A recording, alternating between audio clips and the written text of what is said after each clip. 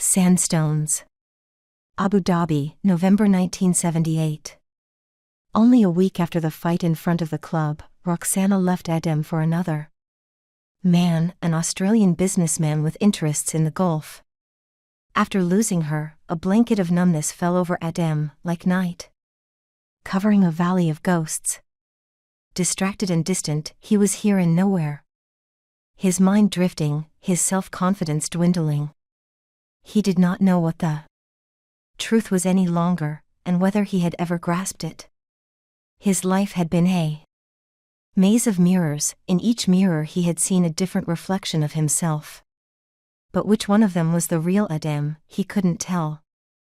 Despite everything, he did not return home.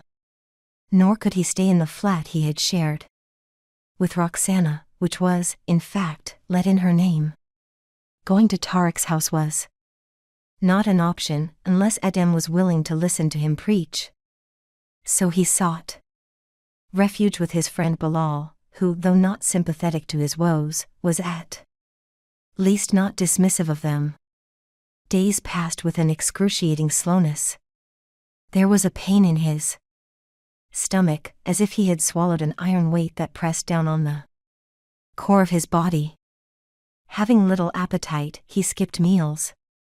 He smoked 3, often 4 packs of cigarettes a day.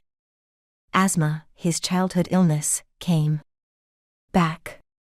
As it became increasingly clear to everyone around him that he couldn't go on like this, Bilal tried to persuade him to return to his family.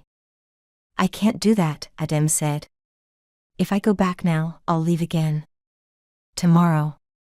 "But why are you running away from your own?" Why, was a question Adem wasn't used to asking himself, or others for that matter.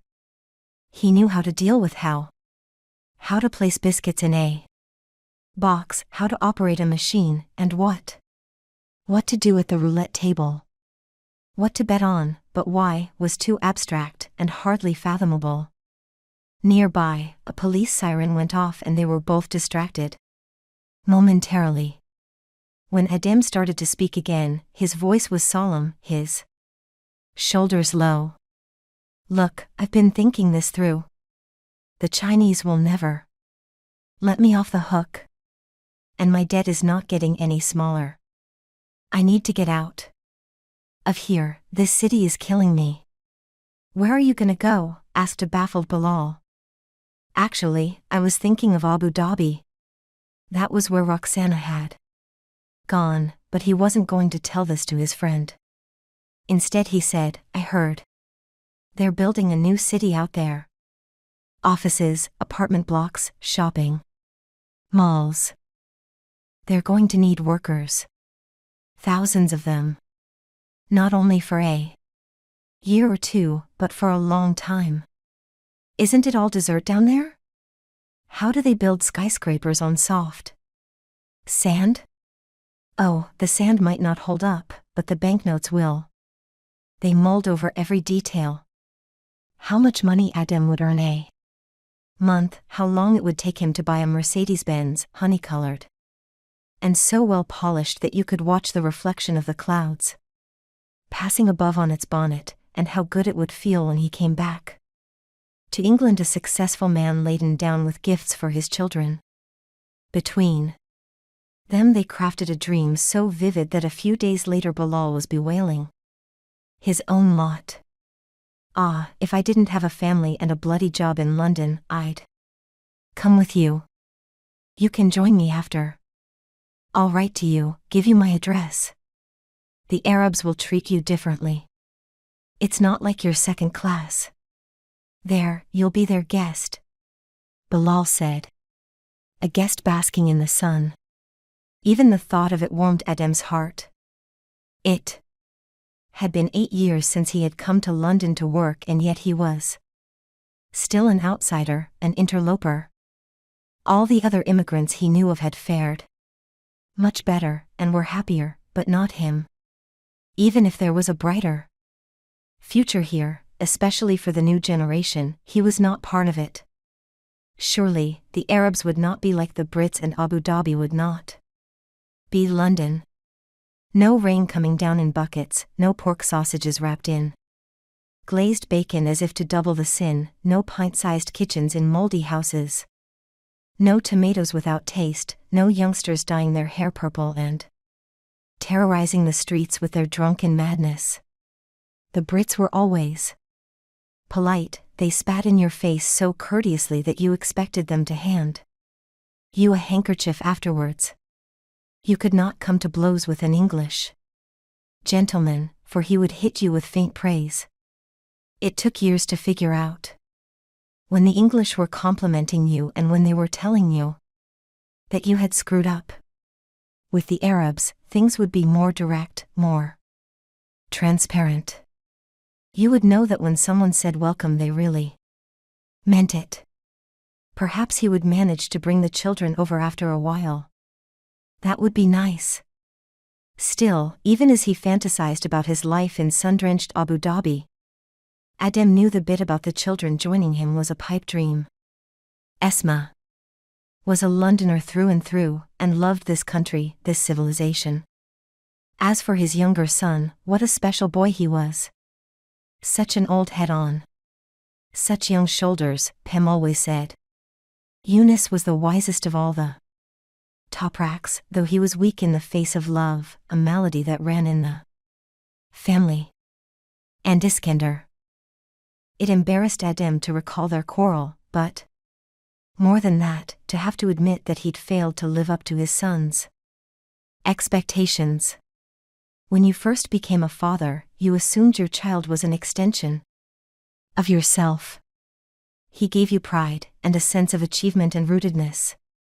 Until you came to realize, little by little, that a child was a being of his own making. He would keep to his own destiny, no matter how much you wished, prompted or forced him to follow in your footsteps.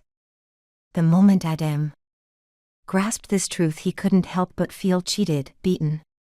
This was not how he had behaved when he was a teenager.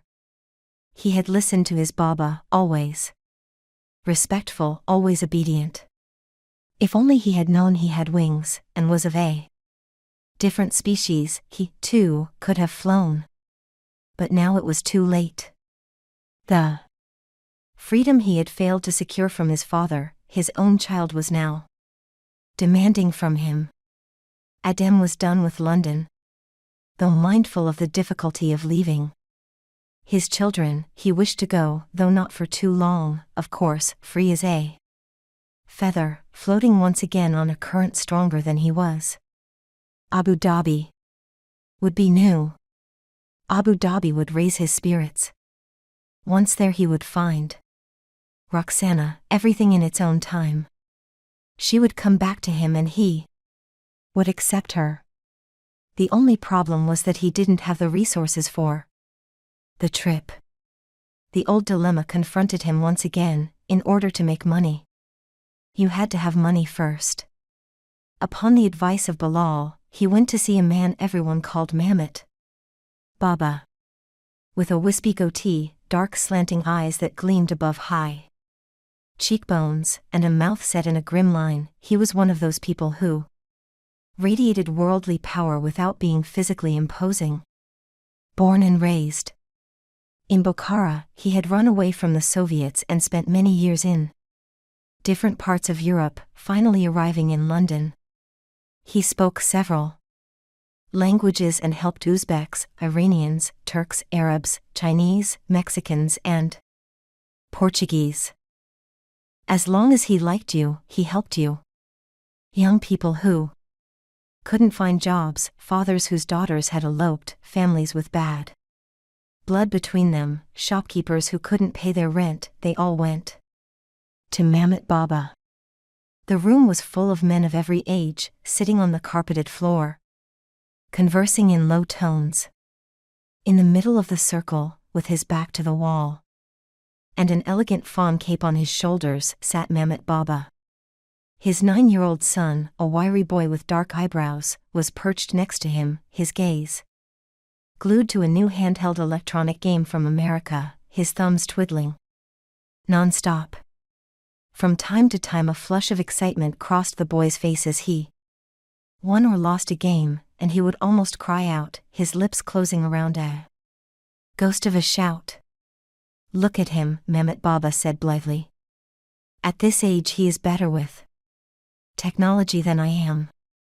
When a machine breaks in the house, his mother asks him to repair it, not me." The men in the room listened, nodding and smiling when necessary. But that's the way it should be. Every generation must keep up with the technology of the day. We should not fall behind the times. But Adem heard himself murmur and immediately fell quiet. The word had escaped him without thinking, almost like a sigh. He noticed a gaunt, bearded man frown at him, annoyed that he had cut in while the master was speaking. Wriggling under the young man's stare, Adem lowered his face, not knowing that he had just set eyes on a friend of his son, the orator, a prominent member of this circle. In the meantime, Mehmet Baba was glancing left and right, trying to see who had spoken up. "What was that? I couldn't quite hear." Now feeling obliged to come forward, Adem cleared his throat. I'm sorry, I didn't mean to interrupt like that." "That's all right, my good man. Go ahead," said Mehmet Baba affably. "Do tell us what you were thinking." "Well, I used to work at the United Biscuits factory. The biscuits follow each other along the conveyor belt without an end," Adem said, looking, despite himself, at the orator, searching for a sign of encouragement where there was none. "You do the same thing again and again, thousands of times. It numbs your brain. I was thinking these games our kids play, could all that repetition be good for them?" Mehmet Baba studied Adem with a new expression, a mixture of patience and tolerance. Then he embarked on a long speech about science and technology, which Adem found too abstract to follow. An hour later, as he was about to leave with everyone else, Mehmet Baba asked him, and a few others, including the orator, to stay for dinner.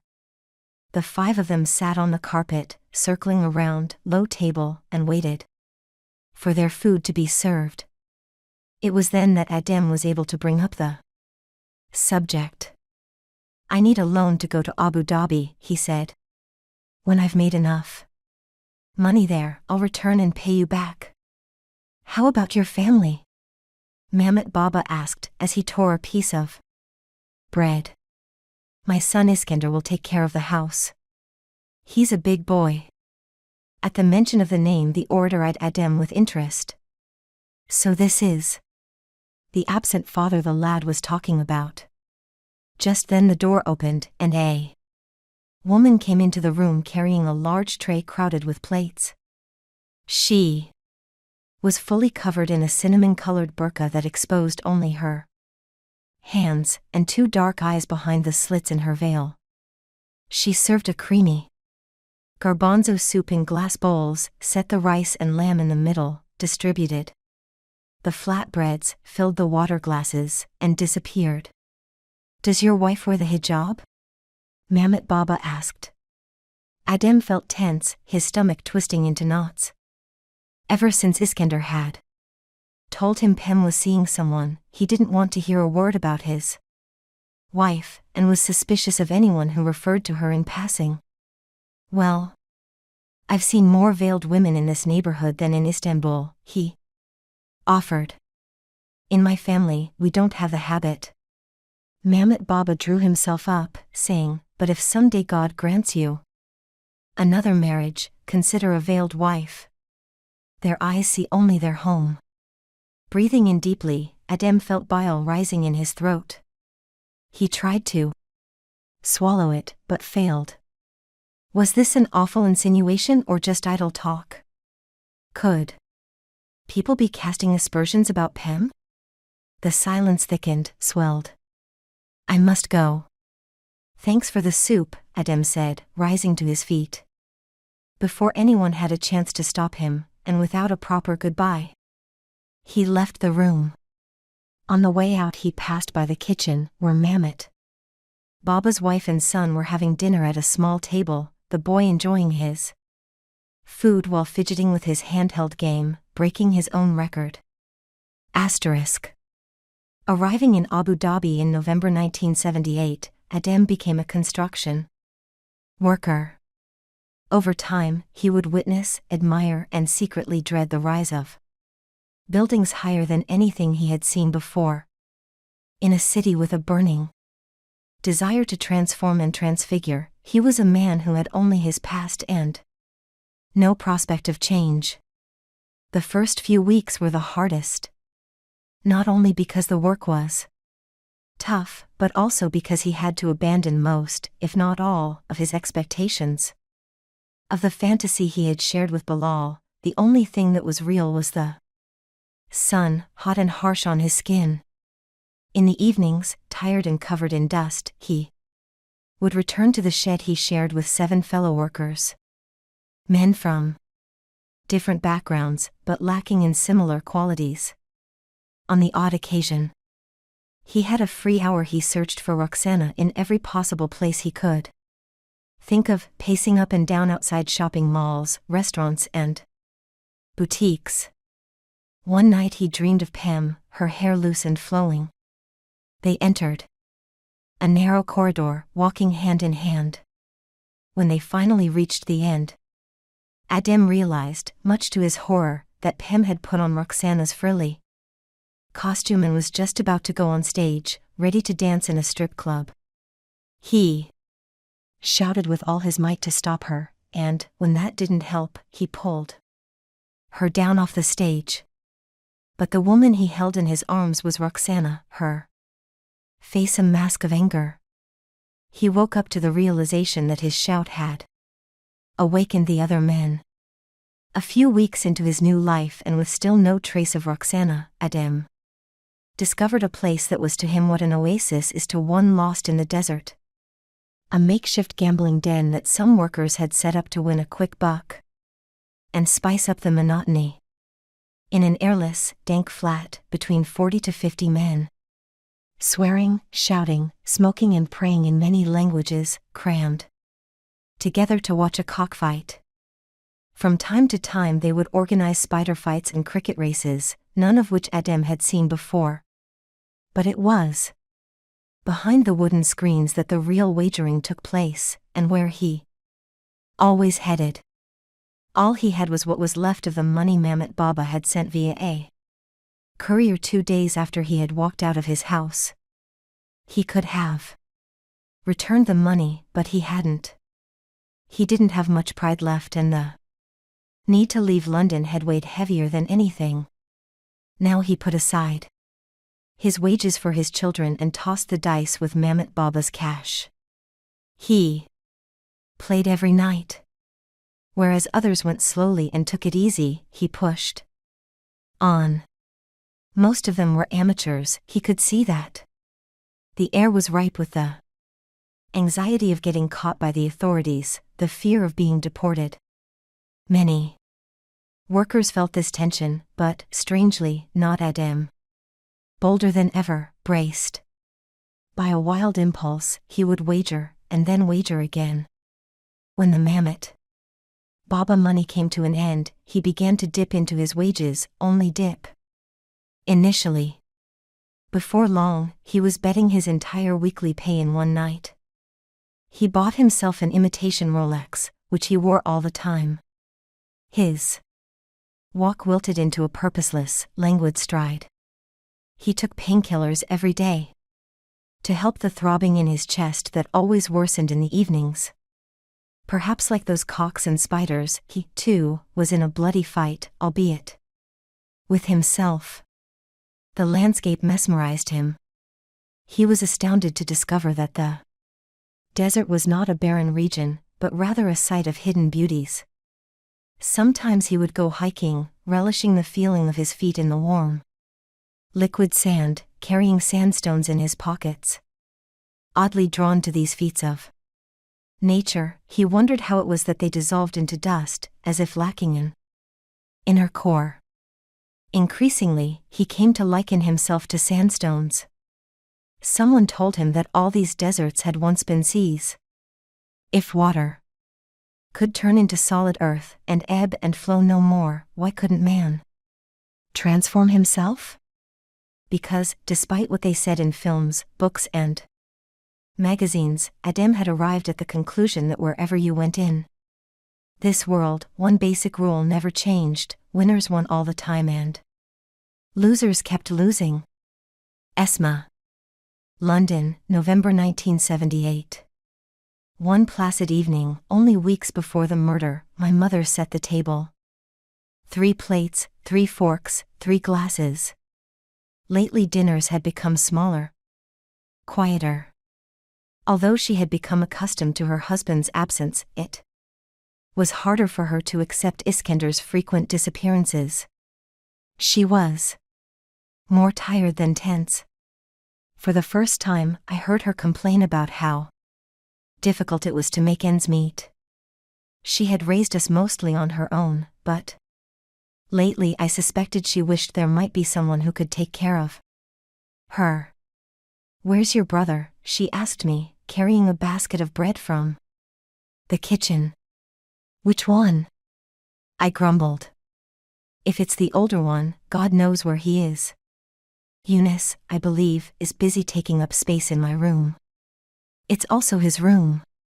All my friends have their own rooms, Mum. Their families respect their need for privacy." She arched an eyebrow. "You're not an English girl." "Oh, come on. Our neighbors' daughters have their own rooms. We are not our neighbors." "Mum, this is not fair. Iskender has his own room and he's only a year older than me. Why do you give such privileges to him just because he's a boy? You do this all the time." "Esma, that's enough. I'm not having this discussion again. Not now." Under my hurtful stare, she marched purposefully towards my room, from which a strange noise was coming.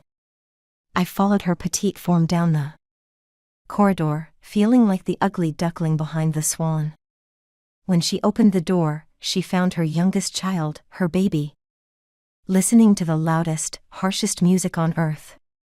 "What are you doing?" my mother asked. Eunice didn't look up at her or at me. Instead, he kept his eyes on the carpet, as if fearful that his face would disclose something. Curious, my mother retrieved the album from the floor and inspected it.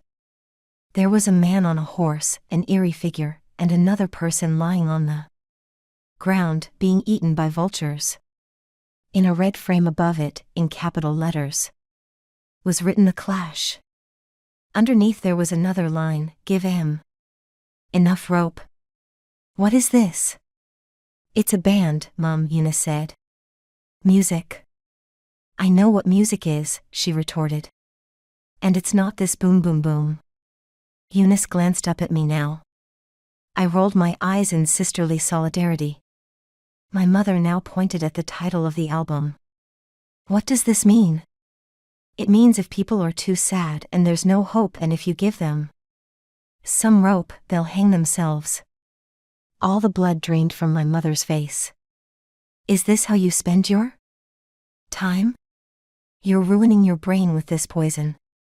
Eunice whined. "It's just a... No, it's terrible. Nobody should give anyone a rope. How can they teach such things?" "Mum, please. You've got it wrong. They're not teaching. I don't want my children to listen to such horrible things," she exclaimed. We had never seen her like this before, so distressed, so agitated. I said, "Mother, it's a punk band. It's just their style. Nothing bad, believe me." Under our pleading eyes, she stomped towards the wall and pulled the record player's plug out of the socket. The album stuttered as if choking and came to a stop. "Why did you do that?" Eunice moaned. She held his chin, forcing him to look her in the eye. "Don't listen to dark things. Why are you running away from me?" Don't you, too, change, please. Eunice grimaced. I'm not changing. Her expression softening, my mother hugged Eunice, and they stood in an embrace, warm and tight. She kissed the top of his head, inhaled the baby smell on his cheeks. Then my mother's eyes slid down to the gap between my brother's neck and his shirt to the skin below his nape. What's this splotch you got here? Instantly, Eunice straightened up. A trace of panic crossed his face as he tried to figure out what to say. It was too late. Besides, Eunice could never lie. It's a tattoo, Mum. And what? I'd known about my brother's tattoo for a while now and butted in to help him. Don't worry, Mum, it's... Ignoring me completely, she dragged him to the bathroom, despite his protests. She pulled off his cardigan, shirt and trousers, leaving him in his pants, and shoved his head under the shower. She scrubbed the back of his neck first with her hands, then with a sponge. Stop, Mum, Eunice wailed. That hurts. You should have thought about that before. Behind her, I made another attempt to interject. It's a tattoo, Mum. It doesn't wash off. She pushed my hand away, seized by a mad impulse, and kept on scrubbing. How long have you had it? She asked. I answered instead of him. Months, I said with a bitterness I didn't know I had in me. You would have noticed it earlier, had you been paying us more attention. What are you talking about? You're always distracted, I exclaimed. Your mind is so full there's no place there for us. I can't have a proper conversation with you anymore. You're always telling me don't do this, don't do that. Nothing else. That's not true, Esma, she said doggedly and went back to scrubbing my brother's back. Minutes later, she accepted defeat. She threw down the sponge, her eyes blazing, and shouted at the boy, but why? Why did you go? And stain yourself? I didn't, Eunice yelled back in tears, dripping like a little wet mouse. You did. I saw you with a man on the street. You're the one who stained. No sooner had he uttered this than Eunice cupped his hands over his mouth. I looked at my brother, horrified, only now realizing this was the secret he'd been carrying. He stared back at me, his regret visible. Timidly, I turned to my mother. The expression I found on her face was one that I had never seen before. Her eyes were glassy, like marbles. She was crying. A silence fell over the three of us. In that thick, awkward stillness only the water dared to move, softly trickling by. That night in our room, after Eunice told me the whole story, I tossed and turned in bed, my mind a whir. It was dark except for a sliver of moonlight streaming in through the window. In a little while I heard him whisper, Sister, are you asleep? Nope. Father has gone, do you think Mum will go as well? No, you silly. She's not going anywhere, don't worry. Oddly, I was not upset at my mother. I was annoyed at her for other things, big and little, but now that I realized she had another world of her own, or was trying to build one, against all the odds, something in me wanted to protect her. Suddenly, she had become, in my eyes, the snail in the bowl. I said, we need to make sure Iskender doesn't learn about this. Ink on Silk. London, November 1978. It was 7:30 in the evening. The end of a long day. Her hair tied into a careless knot, her back slightly aching. Pim had been on her feet since early in the morning, but she didn't feel tired. She had told Rita she would stay behind to do the cleaning, though it wasn't her job, not really. You're an angel, Rita said, kissing her on both cheeks. What would I do without you? She hadn't told her yet. She couldn't bring herself to inform her boss that she was leaving. She would not be coming to the Crystal Scissors tomorrow. Or the next day. She would write Rita a note. It was easier that way. She would excuse herself by saying that she was feeling unwell and needed to take some time off. Upon second thoughts, however, she decided to tell her the truth, or at least as much of it as possible. She owed this much to her friend. She would tell Rita that her elder son didn't want her to work any more. Iskender was her beloved, a bit angry at times, a bit emotional, but good lad.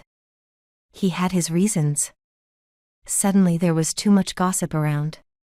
Behind her back, beyond closed doors, in corner shops, cafes, kebab shops, laundrettes and fishmongers, people had got wind that all was not as it should be in the Toprak household. Rumors spread faster than ink on a piece of silk. All her life Pem had cleaned stains off clothes and carpets, but she did not know of any remedy for this kind of stain. I will write to Rita. She will understand, and yet she won't. Guilt was a bizarre emotion. It started with a single doubt, tiny as a headlouse. It settled on your skin, sucked your blood, laid its eggs everywhere. These days she felt guilty all the time. At work, at home, while cooking, shopping or praying, even in her sleep, guilt infested her soul. As a child, more than a few times, she had been infected with lice. But the first time was the worst.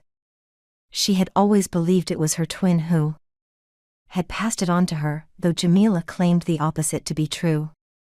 Their mother had kept them both in a hot tub for hours, scrubbing their scalps with a smelly lotion she had got from a healer. In the end, she managed to get rid of all the nits, but almost killed the girls in the process. It had been more than an hour since everyone had left, the customers, the receptionist and the manicurist who came twice a week.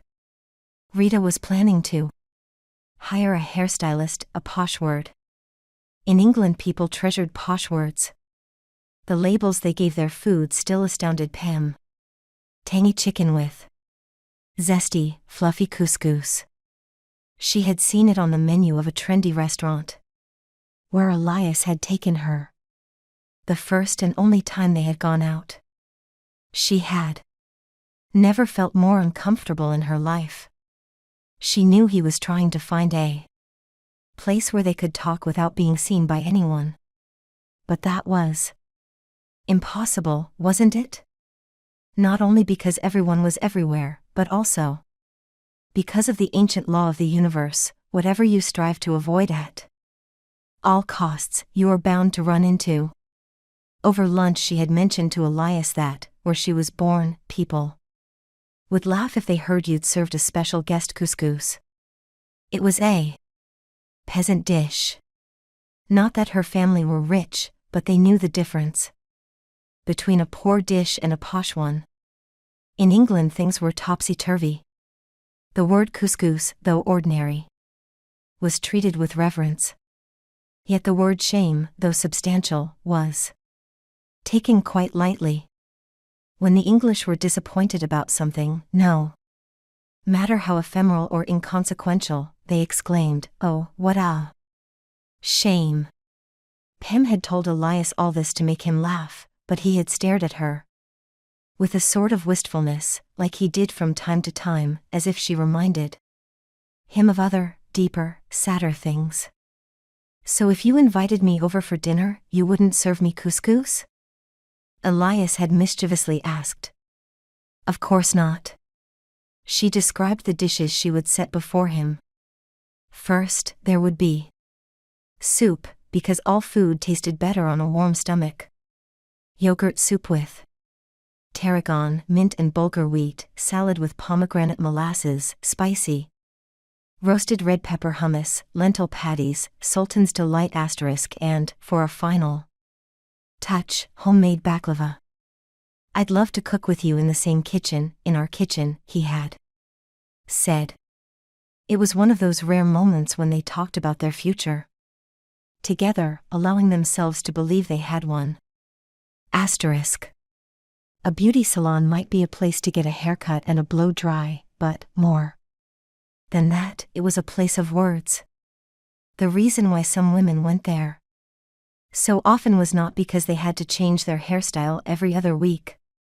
Many longed for a chat, words that resembled a meandering stream, content to simply flow. Now and again the customers needed someone who would listen to them and indulge them, treat them, in fact, like the princesses they had once read about in storybooks. Not that Pem was a great talker, but she was a remarkable listener, having learned from growing up in a large family always to put other people first. She found listening came easily to her. Her customers blathered on about their expectations and frustrations. She knew the names of their husbands, children, pets, and even annoying neighbors. When they made jokes, she laughed at the right places. When they lambasted politicians, she grimaced with them. When they talked about a heartbreaking experience, her eyes watered as well. She did all of this with her limited vocabulary. Sometimes she missed some of the words, but never the essence. The evening sun was long gone, and the street was already changing. The shops on both sides of the road had closed, the sounds of their steel shutters piercing the air. The shop that sold Indian saris, the Lebanese cafe, the halal meat butcher, the hippie place that smelled of incense and that other stuff, the local supermarket that had just started to sell rotisserie chickens. The people who worked or shopped in them were now on their way home. At 8:30 Pem finished sweeping the floor, rinsing the brushes and washing the plastic bottles in which she mixed the hair dyes. Her hands were so used to scrubbing, wiping and polishing that she didn't think they would obey her if she ordered them not to toil. When there was nothing left to do, she grabbed her coat and handbag and gave the salon one last glance. "Bye-bye hairdryers," she murmured. "Bye rollers, scissors, bleaches." She had promised herself she wouldn't cry. Biting the inside of her mouth, she opened the door and stepped onto the street. A middle-aged couple kissed as they tottered by, looking quite tipsy. She tried not to stare, but couldn't help it. 8 years had passed since she had come to this country, and yet she was still not used to seeing people kiss in public. The woman noticed her and pulled away from her lover, chuckling briefly, as if amused by Pem's bashfulness. Hurrying, Pem locked the door and dropped the key through Rita's letterbox. She realized she had forgotten to write her a note, but maybe it was better that way. There was no need to explain anything, and even if she had tried, she didn't think she would succeed. Now she had to find Elias and tell him that from now on it would be more difficult for her to meet him. The encounter. London, November 14, 1978. That Tuesday at school, during the lunch break, Iskender seemed psyched up. As always. Teasing, sneering, having fun. He ate his shepherd's pie listening to the idle chit-chat around him. The boys were talking about the next day's game. Chelsea against Moscow Dynamo. Suddenly Arshad turned to Iskender. "Hey, you gonna give me that?" "Pardon?" Iskender shook his head. "NN. Not on yo. You were. Troubles. Knee. Nelly. F.O. 4. Get. Pastries, newly washed clothes, a hint of cinnamon and rosewater. The conversation hit a lull as everyone stopped and stared at him. They had never heard him stammer before, or seen him blush. The moment came and went, and they resumed their banter, but Iskender's discomfort stayed. In the classroom he kept his eyes glued to the collar of the student in front of him, unmoving. He remained like that until a crumpled paper landed on his desk. He took it, opened it. It was from Katie, Maggie, Christine, Hillary.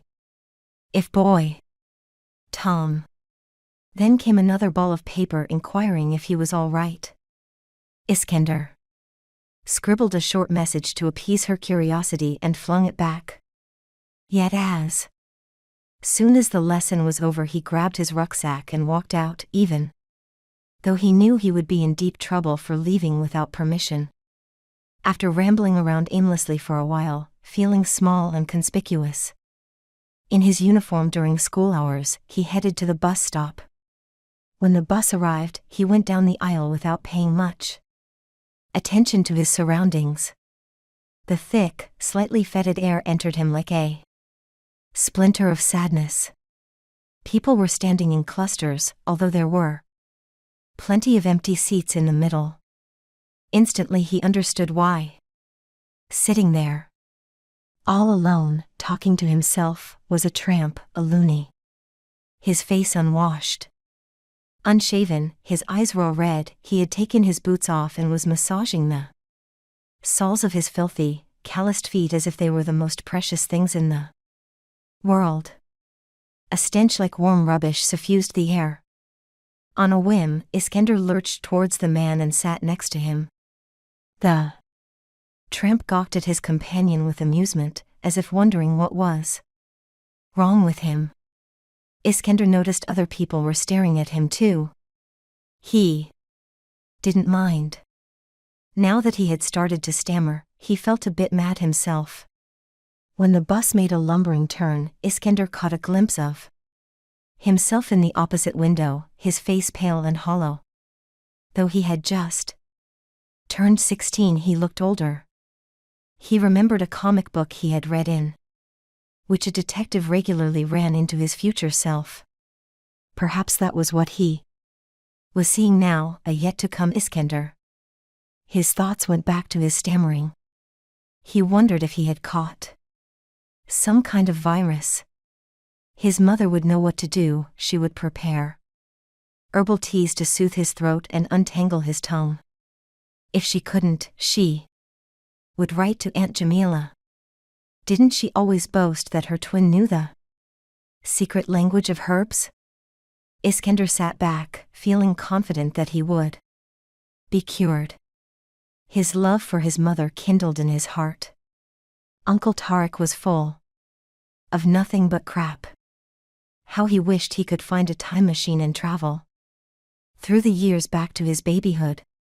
Before Eunice. Before Esma. When it was only him and his mother wrapped in untainted love.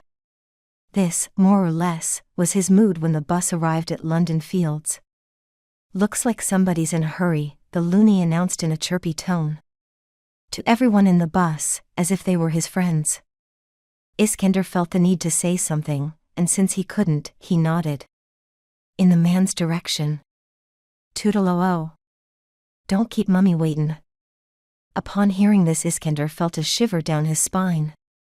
As he marched off into the bright day, the man's laughter still echoed in his brain. It was 3:30 when he reached the house on Lavender Grove and rang the bell. Asterisk. Elias was sitting alone in the living room, partly obscured by the half-closed curtains, when he heard footsteps outside the door. I want to know where you live, he had said the week before, aware he was crossing some invisible line. Why? My dear, you know where I live, my house, my plants, my work, but you are a mystery to me. When you're at home, away from me, I want to be able to imagine what you're doing. I need a picture in my mind, that's all. A picture, she asked, suddenly sounding forlorn. Yes, well, not like a photo. I mean, look, if I could just come and see, a few minutes would be enough. Nothing else. I will come like a cat, leave like A cat. No one will know. Just once. Is that possible? Biting at the inside of her mouth, she had murmured, but only 5 minutes. Then you go.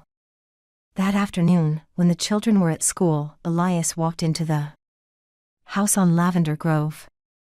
As soon as he passed the threshold, he regretted the entire idea. He could see Pem had not wanted to do this.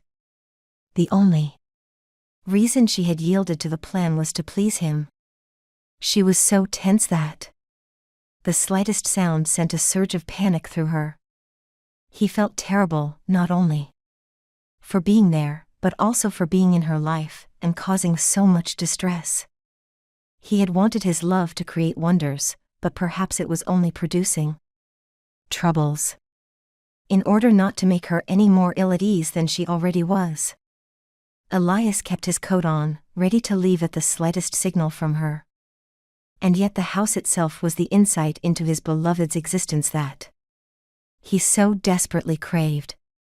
For this dim, tiny place, where Pem spent so much time all by herself, was the reason why she so resembled the lonely ballerina in a wind-up music box. He saw the lace doilies on the coffee tables, shelves and armchairs, the embroidery she had crocheted, the dried peppers and aubergines she had lined up on a string by the window to make dolma, and her scarlet slippers with pompons. He took in the details, the colors. The entire place was suffused with competing scents, homemade pastries, newly washed clothes, a hint of cinnamon and rosewater. Everything was new to Elias, and yet so much like the life his family had left behind in Lebanon that it brought tears to his eyes. When he was a boy, Elias had spent a summer in Beirut with his grandparents, sauntering by the gently rolling sea, the sand warm and generous. Once, after a storm, he had come across a number of deep-sea creatures that had been washed ashore. It had shocked him to see these peculiar organisms so helplessly out of place. Over the years, as he worked in numerous Western cities and observed the lives of the first generation of immigrants, he would recall this scene. They, too, were cut off from their natural environment. In their new setting, they breathed uneasily, vulnerably, waiting for the ocean to take them back or the beach to swallow their discomfort, help them belong. Elias understood this emotion, for he had always thought of himself as a man who lived on the shores of other cultures. Yet in one fundamental way he differed from them. He could survive anywhere, having no attachment to any particular piece of land. Making his way towards the door, he thanked Pem for letting him in, and apologized for the anguish he had caused. She seemed both relieved and saddened by his departure. "Stay," she said in the quietest of voices. "Drink tea. Then go." "Are you sure?" There was a bronze samovar on the table with steam coming out of it in puffs. Her hands shook so badly as she poured a glass that she spilled some of the scalding tea on her crimson blouse. "Oh, no," Elias exclaimed. "Did you burn yourself?" Trying to keep her blouse away from her skin, she shook her head. "It's okay. You drink here. I go change." He complied, waiting. He had barely finished his tea when someone rang. The bell, a short ring, followed by another one, long and persistent. Elias felt the sinews on his neck stiffen, and his fingers tighten around the glass. Dashing out of her bedroom, her white blouse wrongly buttoned, Pem looked at him, horrified. Her children weren't due back for another 2.5 hours. Her neighbors were working, and didn't pop in just like that. Elias signaled to her that he would hide, though he had no idea how or where. They exchanged tense whispers. Then he crawled under the dining table, as though in a frightful dream, unable to believe this was really happening. A second later a key was thrust into the lock. All the color went from Pim's face. Now she knew who it was at the door. Only one person had his own key. The Cloak of Calmness. London, December 1, 1978. Elias was giving his air plant its monthly shower when he first heard about the murder. Air plants were peculiar beings, the enigma of the plant world. Absorbing moisture through the pores in their leaves, they survived without having any roots to transport nutrients such as water to them. Instead of being rooted in the soil, like all other flora, they latched on to all sorts of objects and grew almost in the air, the nomad plants that they were. Elias kept his tillandsia in a large conch shell on the kitchen worktop. When the house became too dry in the summer, he submerged the plant in water every 10 days, the bath. But now that it was winter, he made do with a bit of spraying. Every 4 weeks, the shower. So immersed was Elias in his work that he did not hear the first knock. His doorbell had not been working properly since the last power cut, and he had not found time to repair it. In a matter of seconds came another knock. Louder. Curious as to who it could be at this early hour, he put the air plant in its place and dried his hands on a towel. Pim had come to his flat on 4 occasions, always timid and hurried. Like a bird perching on a tree branch before finding the strength to fly off. Quiet and observant, she had sat on the leather sofa, the cat curling up on her lap. She had watched him work in the open kitchen, listening to him chattering on. Her smile was genuine, as was the discomfort in her eyes. From the beginning she had struck him as a mass of contradictions. He could see how diffident she was, almost fragile, and yet underneath there was a resilient layer, a thread of courage, tenacious to the point of audacity, weaving in and out. It was all entangled. In her gaze he encountered the starry light he had witnessed in his mother's eyes as a child and had never seen in anyone else's again. Yet a permanent melancholy shadowed her, and it was, in part, this inexplicable sorrow that had pulled him towards her. Since the day they had held hands at the cinema, watching the kid together for the first time, he had craved to make love to her. He had longed to be intimate with her, away from all eyes, emptied of the rush and the guilt and the fear that she carried with her everywhere. But every time she had visited his flat, a strange sense of restraint had descended over him, a self-control he didn't know he was capable of exhibiting. What he really wanted was to solve the riddle that she presented.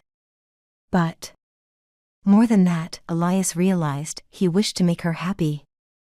It sounded altruistic, almost noble, but he was aware that, in its essence, it was a selfish aspiration. He yearned for his love to work like a magic wand, transforming what it touched.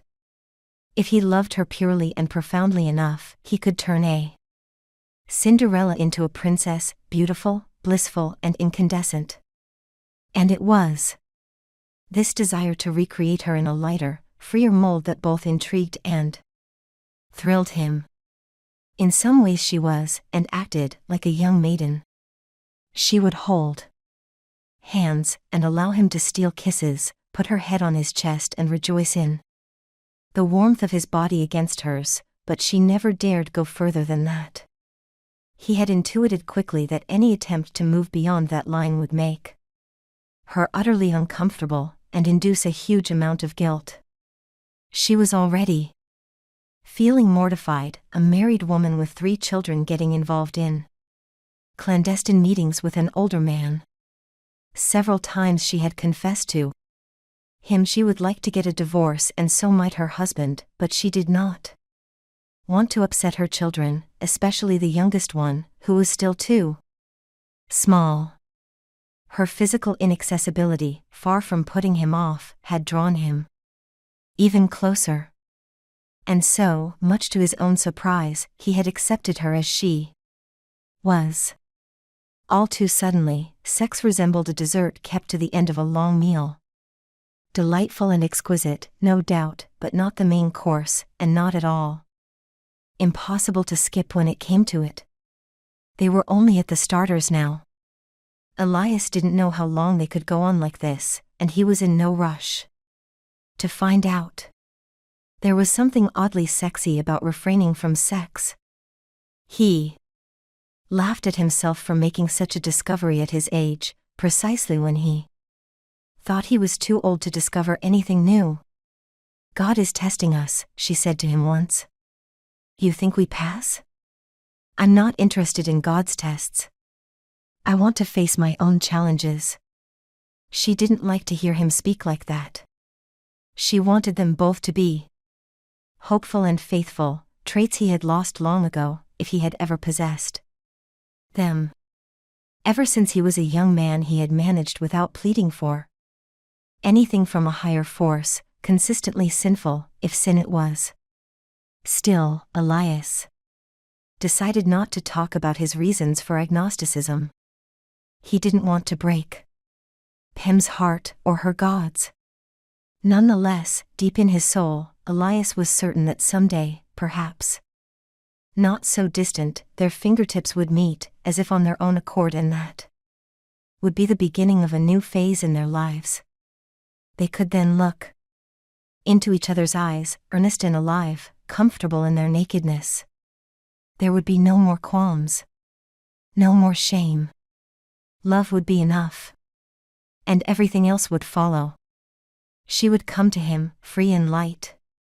He would help her to raise her children, be present whenever they needed him. He would love and be loved, and the hole in his soul would finally be mended. Now, as he strode down the corridor to answer the door, Elias couldn't help but wonder if it could be Pem visiting him. It wasn't her habit to appear out of the blue, but she could have decided to surprise him. When he unlatched the door, however, he was disappointed to see a stranger there. A teenage girl. Flared jeans, wide-sleeved russet shirt, a creamy silk scarf around her neck. Hair parted in the middle with loose curls on both sides, a broad forehead and a protruding chin. I am looking for Elias, the girl said. Yes, how can I help you? He answered, his smile cautious. So it was you? The question was so unexpected, and sounded so menacing, that he was unable to conceal how it troubled him. She said, My mother. Excuse me? The girl raised her head, without quite meeting his gaze, aware that he was scrutinizing her. My mother is dead. She turned aside, ready to leave. He grabbed her elbow, a bit too harshly, his panic kicking in. What are you talking about? Who are you? He asked, his voice starting unsteadily, and in the same breath he said, Who is your mother? Only now did he notice that she'd been crying. Don't you know who I'm talking about? She said reproachfully. He was beginning to. I don't understand. But when? How? My brother stabbed her. Because of your affair. His eyes grew wide, and all the blood drained from his face. It took another silent beat of his heart before it could receive what his mind had already processed. He let go of her arm, in his need to lean against the wall. You've brought us nothing but shame, she said. I hope you're satisfied. Now. Elias began to sense how much she had loved her mother and yet also envied, begrudged and possessed her, all at once. But he had no words with which to console her or himself. He opened and shut his mouth, like a goldfish in a bowl. We don't want to see you around. Don't come to her funeral and don't try to involve yourself any further. Just leave us alone. Got it?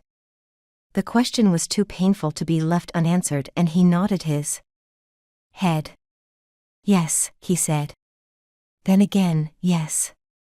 He watched her scurry down the steps, without looking back. A part of Him still refused to believe her. The girl must have invented this awful lie in the hope of saving her parents' marriage. Children did such things all the time. There was nothing to be alarmed about. Everything would be clear in a matter of hours. Finding an excuse not to go to work, Elias stayed in his flat that afternoon, waiting for Pem to come round and comfort him. He drank quite a bit, slept poorly and woke up with a taste in his mouth like rust. First thing in the morning he fetched the newspapers. It was there. On the front page. Boy murdered mother for honor. He blinked at the words, seeing and recognizing each one of them but refusing to grasp their meaning as a whole. Asterisk. Elias had first noticed that a teenager was following him when he was in his local Indian shop, buying mango pickles. Spicy and tasty, they went well with various dishes, and he was planning to serve them with marinated rabbit. He had no sooner grabbed a jar than he felt an odd discomfort, sensing someone's gaze on him. Instinctively, he turned his head, and the boy was there, outside the shop window, staring at him over a pile of cans and boxes. There was animosity in his face, but also something akin to curiosity. A flicker of interest flashed in his eyes, like a spark that leaped from burning coals. Elias left the shop, glancing left and right, determined to talk to the boy. Should he find him waiting out there? But when he stepped onto the pavement, there was no one. He must have been looking for someone else, he assumed. No need to become paranoid. Elias chose to believe this, even though he had recognized the boy. He had approached Elias for a light in the cinema and he bore a striking resemblance to Pem. 2 days later he spotted him again, smoking in front of Cleo's. When he walked out of the restaurant later that night, prepared for the worst, the boy had once again vanished into thin air. And so it went. Over the next few weeks the boy followed Elias at different hours of the day, appearing and vanishing, like a phantasm that had lost its way. Not once did he try to hide himself, though he kept enough of a distance to take to his heels if necessary. Elias never mentioned these encounters to Pem, which, he now realized, was a big mistake. Asterisk. Several times Elias was tempted to go to the hospital nearest Pem's house, or the morgue, but his worry about the scene that might erupt should he come across her relatives or neighbors stopped him cold. He wished to have a private talk with her daughter again, but even if he could find the right words, he didn't expect to be welcomed. The girl had made that very clear. He thought about going to the police but believed he had nothing to tell them. He spent the next days mostly in his kitchen, wearing the same clothes, his hair unwashed and lifeless. He prepared sauces and soups, bright red, rich orange and creamy white, none of which would be served to anyone. Inside him the rage, the self-reproach and the sorrow made a concoction of their own. It was his fault that things had reached this point, it was all his doing. How could he have failed to see it coming? How could he have been so naive? The papers said that Iskender Toprak, the prime suspect, was on the loose. Elias waited for him to appear at his door, ready to face him. Instead of Iskender, however, Scotland Yard appeared. They asked him too many questions, took pictures of his house, gathered detailed information about his work, quizzed him endlessly about his relationship with the deceased. When they finally left, Elias drew the curtains and lit a candle, which he watched burn until it was but a stub. Meanwhile he put on a record by Ferris, her powerful voice penetrating into every crevice of the flat, changing the air like a gust of wind. When she started singing Sock and Outlail, he collapsed, crying. The night is calm, and in the cloak of calmness are hidden dreams. All these years, he had deluded himself into thinking that he could not spend a day away from Cleo's, his answer to the exhaustion brought on by working hard had been to work even harder. But for the next 3 weeks he confined himself to his home, barely going out. His staff kept ringing him, asking when he was coming back. When they sensed the depth of his pain, though not exactly the cause, they insisted that he take some time off. A month later, Elias put his second chef in charge of the restaurant. Having relieved himself of his duties, he slipped into a dreamlike state in which he was surprised to find that even the most urgent tasks were not that urgent any more. Early in 1979, after testifying in court and having nothing else to do, prove or confess, he did something he never thought he would do. He packed 2 suitcases and distributed the rest of his belongings among his employees. The aging Persian cat he gave to Annabelle, who was delighted to have her back. Then he bought a ticket, one way, and returned to Montreal. The watch. Abu Dhabi, March 1982. One morning, just after dawn, Adem walked to the construction site where he worked. The night guard, a hefty Pakistani with big, black eyes, was surprised to see him, but also content to have some company. "You're early," the guard said. "I couldn't sleep." The man smiled knowingly and said, "You must have missed your wife. Send her some money. When wife is happy, you are happy." Adem cast around for a reply that would be in agreement with the remark, but not disrespectful of Pem's soul. All he came up with was a curt nod. He watched the guard's eyes shine like dark jewels, wondering if it was true that putting a few drops of lemon in your eyes made them brighter. Adem placed a cigarette between his lips and offered one to the guard. For a while they smoked in silence, each of them lost in his own thoughts. Adem dredged up a time when he, as a young man in Istanbul, would gather cigarette butts from the streets to eke out one final drag. Once he had found half a cigarette with a lipstick mark on the pavement. He was doubly mystified by the discovery, amazed that someone would dispose of a fag that was only partly finished, and amazed that a woman could smoke on the street. When he arrived in London, he had grown used to the sight of women puffing away in public, and the first time Roxana shared a cigarette with him, he had been elated by the intimacy of the moment. "Here, take it," he said, holding out the almost full pack. "You are giving it to me?" the man asked. "Yes, a present from my brother." The night guard beamed, displaying a set of milk-white teeth. Could that be lemon juice too, Adem thought. Pity he had never tried that. The English had rather poor teeth. He should have told them about lemon juice. Suddenly overhead came the noise of hundreds of wings, as a flock of migratory birds passed above them as if they were a single body.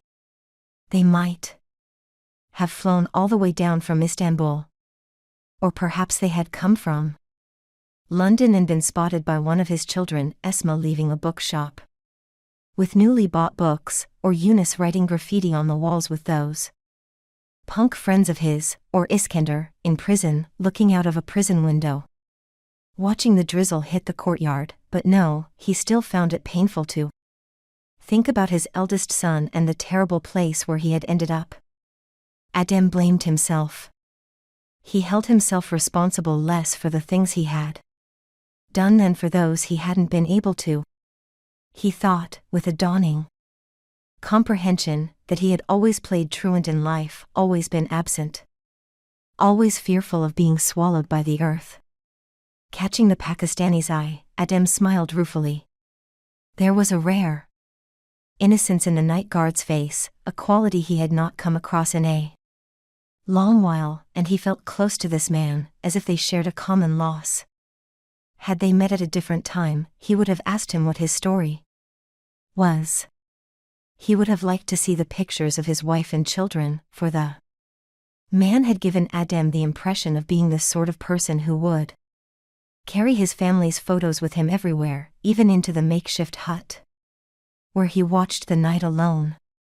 Perhaps Adem, too, would have shown the night guard a photo of his children, Iskender and Esma, holding baby Eunice in their arms, half proud, half perplexed, still in their early years in England, their clothes slightly tatty, but their expressions already adjusting to their new country.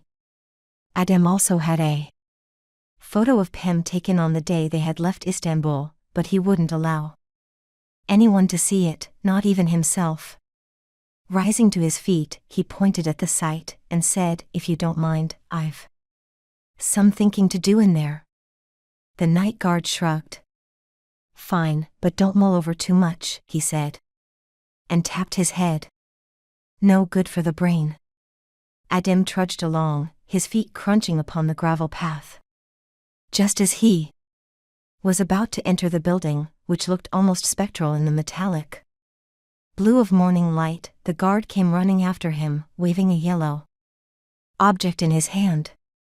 "Hey, wait. You forgot to put on a helmet." "Oh, yes, the helmet. Thanks, brother." He put it on, gave a mock soldier's salute and walked in. Asterisk.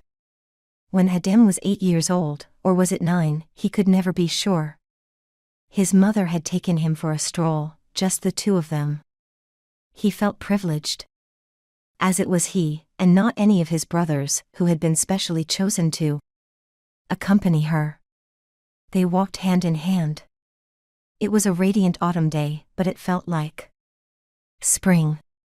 They took a dolmush to the train station. The boy was mesmerized by the sight of the trains, their smells, their sounds, their grandeur. There was a man waiting for them, smoking behind a pillar, half hidden. He had waxed back his dark hair, making his wide forehead and bushy eyebrows stand out, and was smoking a cigarette. How long had he been standing there? What was his name? How did he know his mother? He never would learn the answers. When the man saw the woman approach, a slow, confident smile etched its way across his face, until he noticed the boy. "The child," he said. "I couldn't leave him behind," she said. "Please. We've talked about this, Aisha. I told you." He looked fed up, and in a hurry. His eyes darted from the woman's face to the train, and from the train to the big, round clock. "He's my youngest," she said, deadpan. "He needs a mother." The man tossed his cigarette onto the floor and stepped on it, as if he were squashing a cockroach. Then he raised his head and stared into the woman's eyes. "I told you already, I'm not going to bring up another man's child. Leave him with his father. That's better for everyone." Gently, she put her hand on her son's shoulder. "Darling, go and ask someone what time it is." "What?" "But I said go and ask," Aisha repeated. When the boy came back, having learned that it was 20 past 11, he found the man fulminating and his mother gazing at her feet, saying nothing. "We won't be able to take the next train," the man remarked. "There's another one at 3 o'clock. Come back then." Alone. On the way out they held hands again, he and his mother. They whisked out of the station into the drizzle, which was so light they didn't need to seek shelter. Buying 2 simits asterisk from a vendor nearby, they sat there on the stairs. The child fed half of his simit to the pigeons, while his mother watched with unseeing eyes. "Who was that man, Mama?" "Just a friend. I didn't like him," he said, his lip quivering. He hadn't yet decided whether to start crying. Aisha pulled him to her and ruffled his hair. "I don't like him much either," she said. Despite the relief he felt on hearing this, the boy knew something was wrong. It was so wrong that even when he ran in circles to scare away the pigeons sweating inside his thick jacket, his mother did not scold him. Even when he stepped in the muddy puddles, his shoes making a squeaky sound as water seeped into them and his toes began to freeze, his mother remained silent. "I want to come with you." "Oh, do you?" she asked.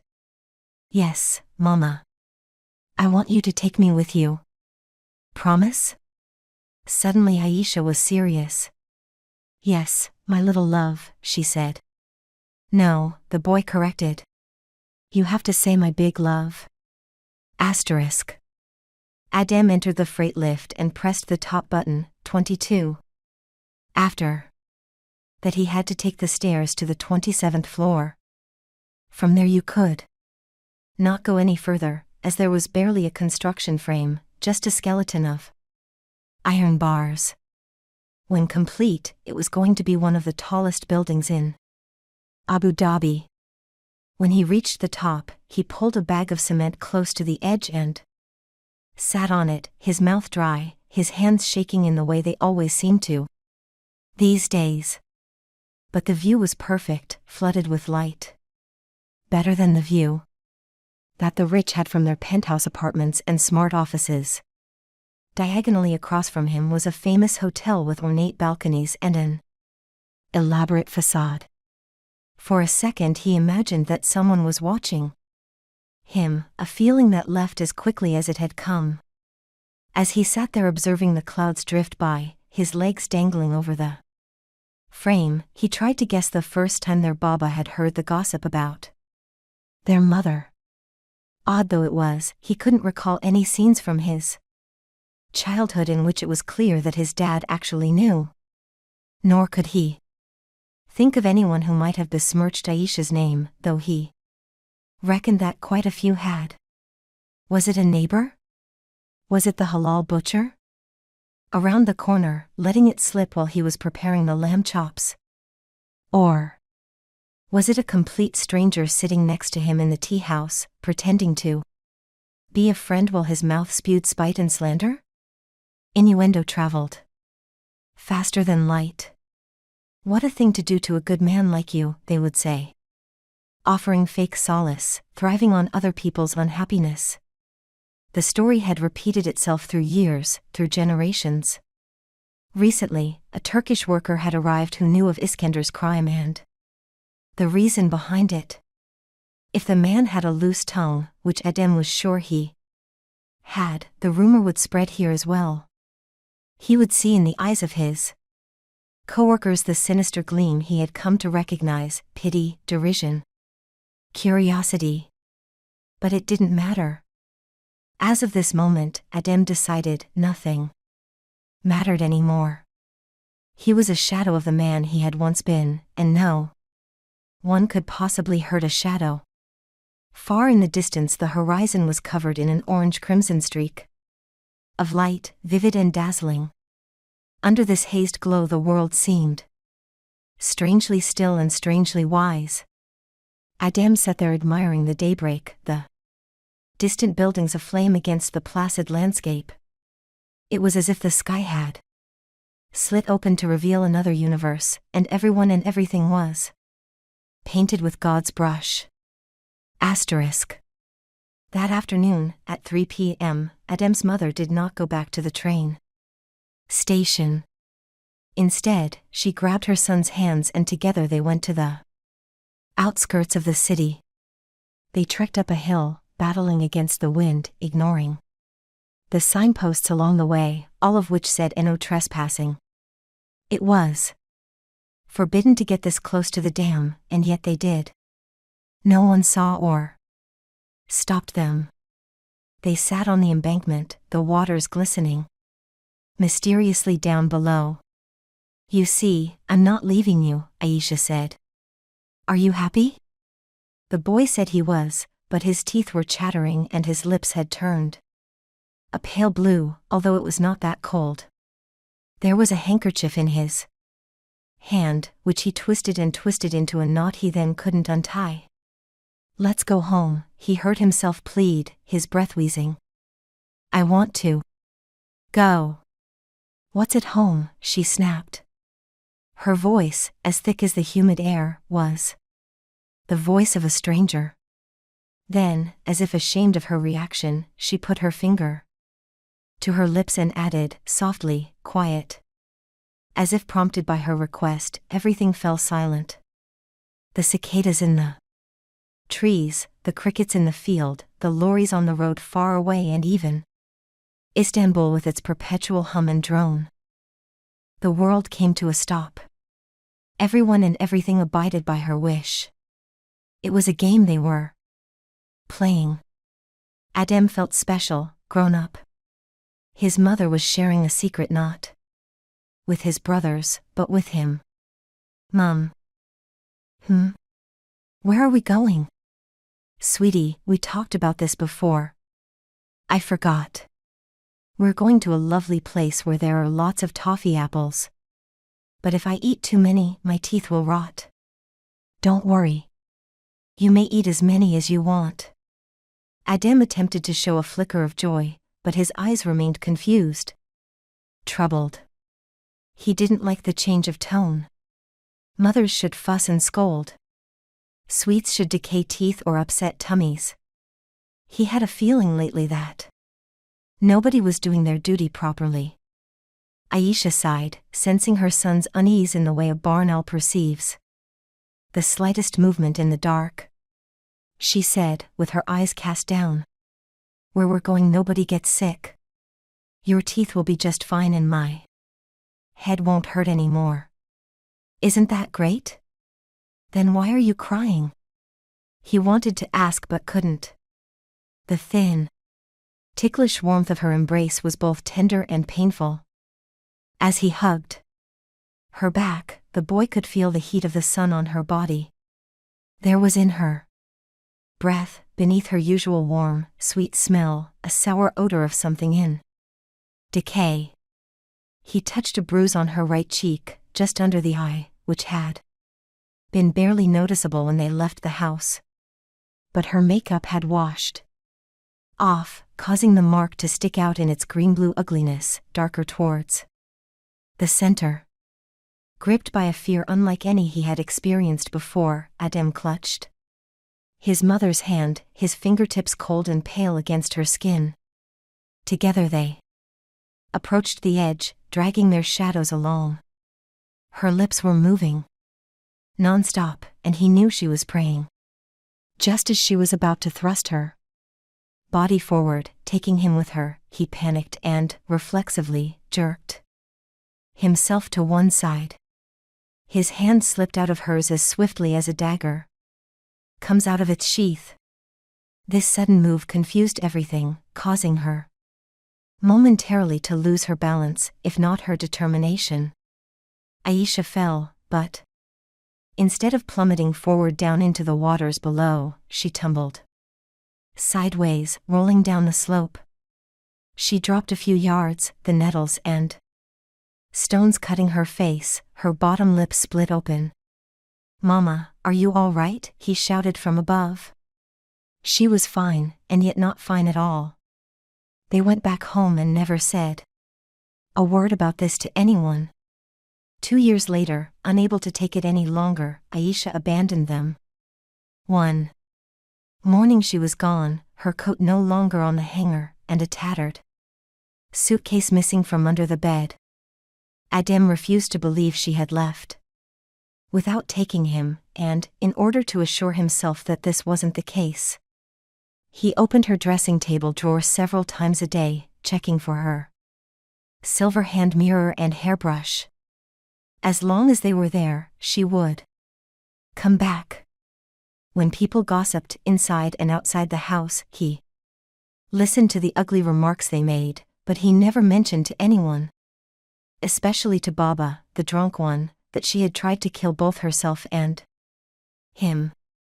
Nor did he disclose anything about the man he had seen at the station. The man, he now understood, with whom his mother had run away.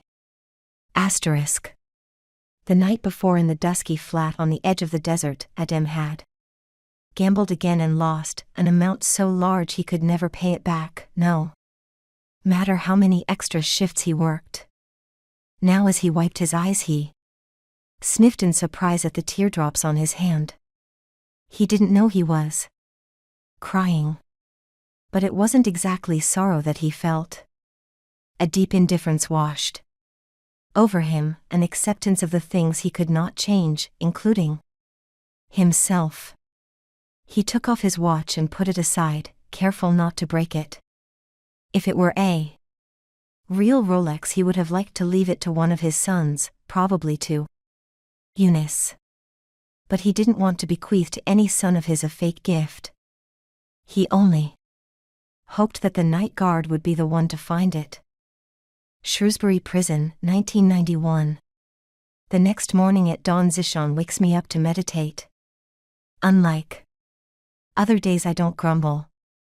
We sit cross-legged on the floor, facing each other. He beams. I wonder where he gets his zip from. Clear your mind, he says, like he always does. Air pollution, no good for cities. Brain pollution, no good for humans. For 10 minutes we sit in silence. This is an exercise he taught me last month. I'm supposed to not think anything, which I can never manage. Sure enough, my mind starts zigzagging and soon it's a witch's coven in there. I'm worried about the mysterious visitor. I cannot stop running through possible candidates. Uncle Tariq, the orator, my old buddy Arshad. I don't want to see any of them. I blame them all for making me the person I was. And yet they are all free, enjoying their life, while I am here burning. So the meditation doesn't work. It never does. But Zishan doesn't look put out. He never does. Iskandar, when you think of others, all energy inside you goes to them. You have nothing left for yourself. In Zishan's world, there are invisible networks in space that connect people, incidents, and places. Through these tubes we send things to one another. Like a crazy science fiction film. Human heart like cooker. We produce heat, we make energy, every day. But when we accuse others, when we say terrible things, inner energy goes elsewhere. Our heart becomes cold. Zishan says, always better to look within. Leave other people to themselves. Every bitterness is heavy bag. Why carry? You are hot air balloon. Tell me, you want to go up or down? Let go of anger, hurt. Drop the sacks. There are two arcs in the universe. One is ascent, the other is descent. Every human being is constantly moving. Some go down. Some go up. If you want to climb, start criticizing yourself. A man who cannot see his faults can never heal. There have been many times since the day Zishan showed up in my cell when I wanted to punch him in the face or just tell him to shut up. Strangely, I can't. I must have a high tolerance threshold for this bloke. I listen to his twaddle on and on, sometimes amused, sometimes half convinced. So when I hear what he says next, I even listen to that. When visitor comes from past, promise Zishan you don't go banana. I laugh. Bananas. Yes, yes. No quarrel with anyone. You are working on yourself. Don't forget. You are a gem, but you have rough edges, very rough. Have to labor on your heart, like workmen. He is very confusing to me, this man. In the same breath he manages to call me a cooker, a hot air balloon, and a construction worker. Then I hear myself say, I'm not a gem, Zishan. Unlike you. I've committed a crime, a big one. Eyes closed, Zishan exhales.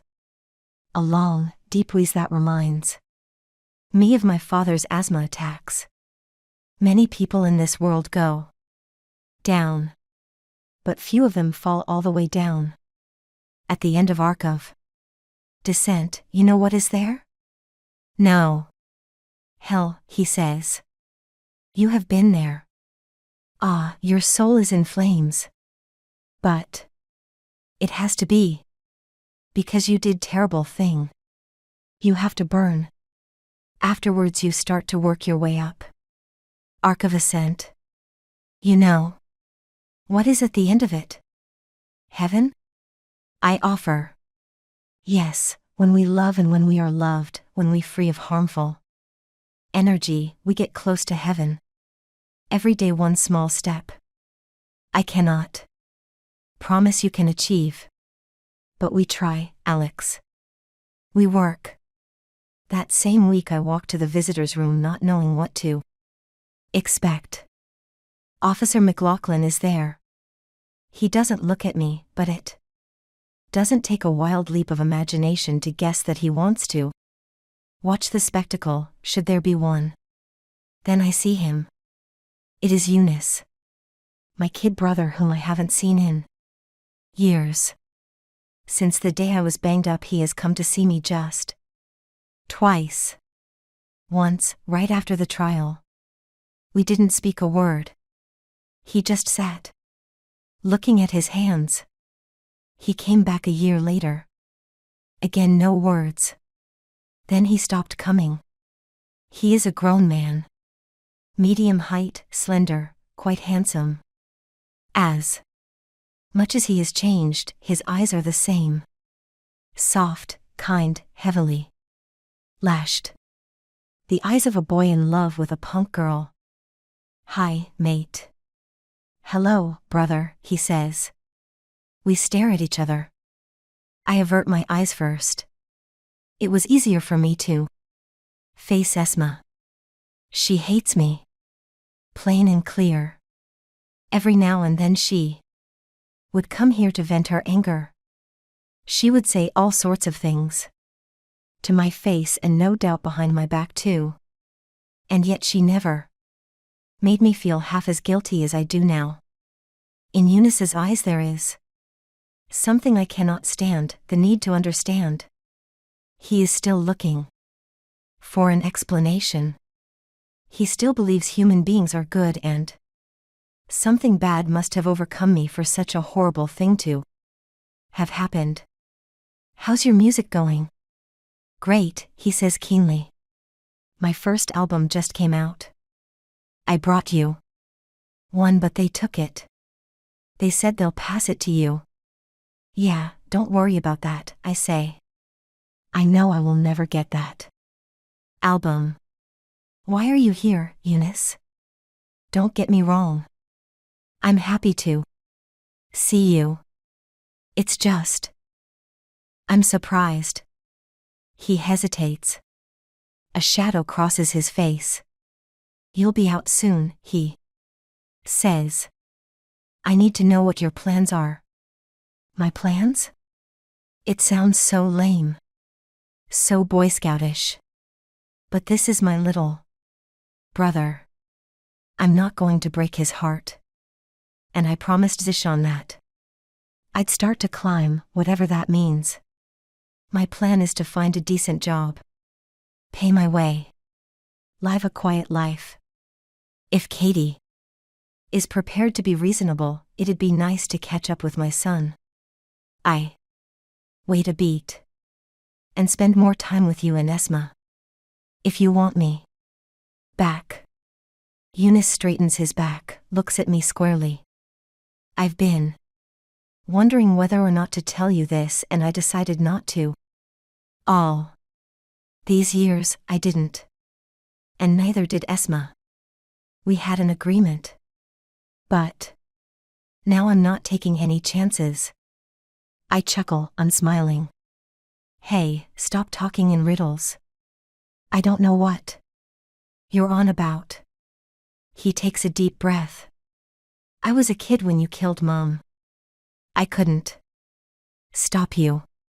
If you harm her again, it'll be different. I'm not a kid any more. I'll fight you. For a second I fear my brother has lost his mind.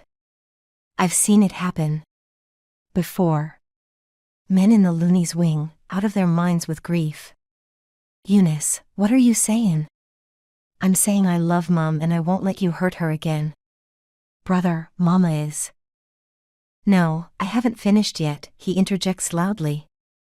Officer McLaughlin looks our way with a glint in his eyes. The drama he has been hoping for is about to begin.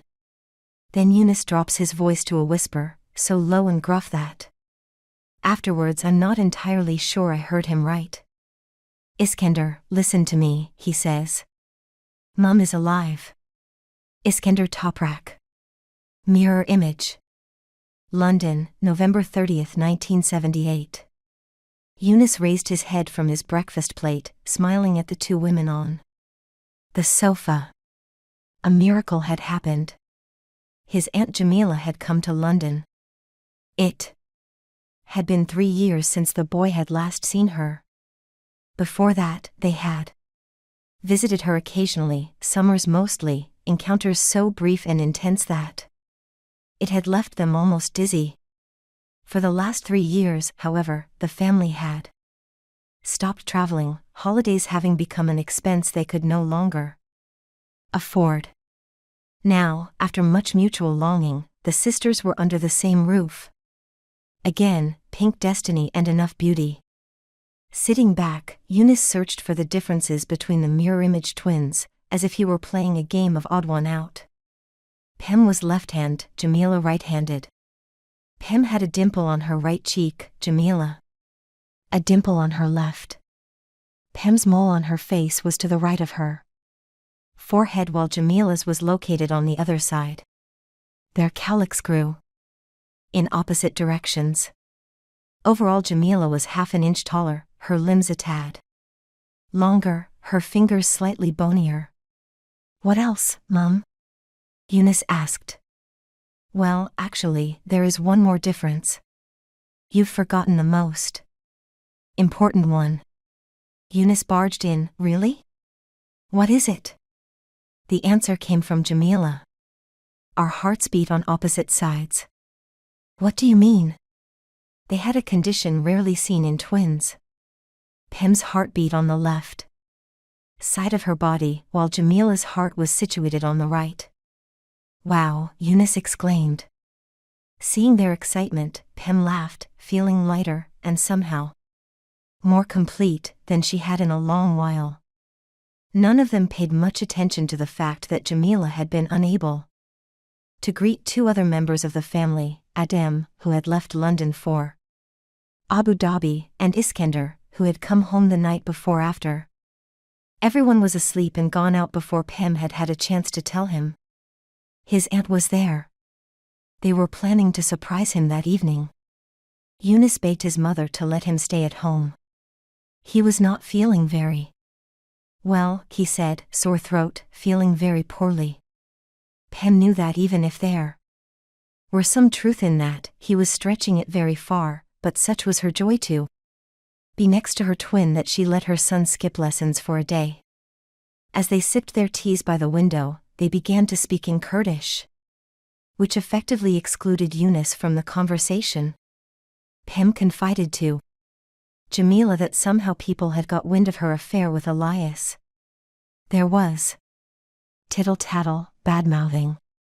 It had reached Iskender's ears. He didn't look at her face anymore, she whispered. Iskender had forbidden her to go to work. And, when that was not enough, had barred her from leaving the house. She explained all this with a forced smile, so that Eunice couldn't sense how fretful she was. Jamila said, We'll solve this, God willing. Let me talk to my nephew.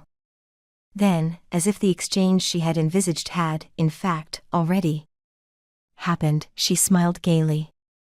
Tell you what, why don't I go out and do the shopping today? She would choose fresh vegetables, get good bread and find the best herbs. She didn't speak a word of English, but if Eunice, whose throat suddenly seemed on the mend, could lend a hand, that wouldn't be a problem. Eunice, thrilled to spend time with his aunt, seized the opportunity. Yes. Yes, Mum, let me go. But don't be late, was all that Pem said. It was a day like any other. Only better. The 30th of November, Thursday. Just as Jamila and Eunice were putting on their shoes and coats, Pem stopped them. Oh, wait a sec. She fished a lipstick out of her bag, a deep plum, and painted her sister's lips, which were dry and pale from years of sun, wind, and neglect. Then in one move she pulled the headscarf off her twin's head. Jamila's thick hair fell on her shoulders in a cascade of sepia and brown. You look prettier like this. Jamila hesitated. In the narrow mirror in the corridor, she caught a glimpse of herself. This new dress, this new hair, this new her made her uneasy. Standing beside her, Eunice urged in Turkish, "Come on, Auntie.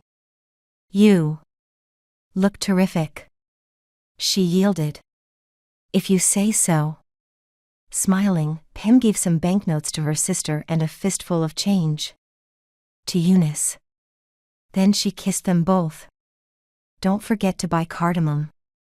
We're having meat tonight. And I need it for the coffee." Thus they left the house. Jamila and Eunice, delighted with each other's company. She tried to speak Kurdish to him and was disappointed to see he didn't grasp anything at all. Both of them being poor in Turkish, they conversed little, holding hands, enjoying themselves. As happy as Eunice was to be with her, after 2 hours of shopping he saw an opportunity to peel away on the journey home. He had other things to do, more important things. Having run into Tabiko on the street, the punks were planning to retake their old house. Finally the big day had arrived. At midnight the crew, having mustered their forces, were going to launch the long-awaited comeback. Using crowbars to get behind the hoardings surrounding the Victorian house, they would reoccupy the place with their sleeping bags and ammunition. The next morning the entire neighborhood would wake up to their presence, and if the council sent along its troopers, they would chase them away with stones and bottles. Seeing how agitated Tabiko was, Eunice asked his aunt if it was okay for him to hang out a little bit with his friend. They were nearly home anyway, he said, and they had bought everything on the list. "Are you sure your mother would say okay?" Jamila asked. It sounded less like a question than like a light reprimand, and Eunice assured her, "I'll catch up with you in a jiffy, I promise."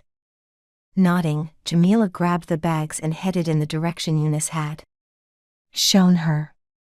Along the way she stopped a few times, to listen to a street musician, to stare at a mural on a wall, to glance in shop windows, marveling at the array of things on sale. Such was her distraction, and her sense of awe and wonder at being in a city this strange, that she did not notice that someone had started to follow her. Lemon Tree. London, November 30th, 1978. Pem was in the kitchen, humming an old Kurdish love song, Susan Susie, which had a melancholy that weighed down the spirits of the singer, as most old Kurdish love songs tended to. She was, however, far from forlorn. Though her mind was in a whirl and her heart ached for Elias, Pem couldn't help but feel a sense of bliss. Her sister's presence had renewed her faith in life and given her fresh hope. A few months ago she had written a letter to Adem, explaining to him that they needed to separate for good. He had never responded. Now she would find a lawyer. Adem would be sad but not surprised. It might even come as a relief that it was she, and not he, taking the first step. No doubt it would be much harder to convince Iskender, but perhaps she could make him understand. She would tell him no more lies. Only the truth. Things would be different from now on. Pem didn't know how, but she trusted that it would be so. Having formed a plan, she set about preparing a lemon meringue pie, a recipe she had learned from Elias. She was hoping to surprise Jamila with this luscious treat. When they were girls, they used to love nibbling salted lemons, and even had a rhyme for it: sour plus sour equals sweet. Their elder sisters could never manage this, their faces crumpling at each attempt. Yet the twins could eat 5 lemons in one sitting, and their favorite jams were always the sour-sweet ones. There did not seem to be much left of Jamila's old appetite, though. She had arrived in London the day before, and since then she had eaten little, said little about herself. She had changed, her sister. Her eyes were shadowed with dark circles, her smile was hesitant, almost apologetic.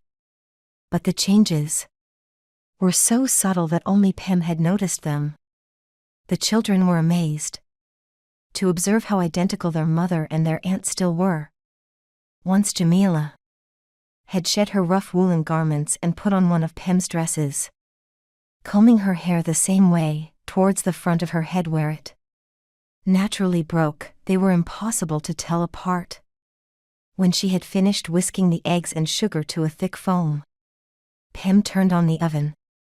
Elias had advised her to add a generous amount of grated lemon.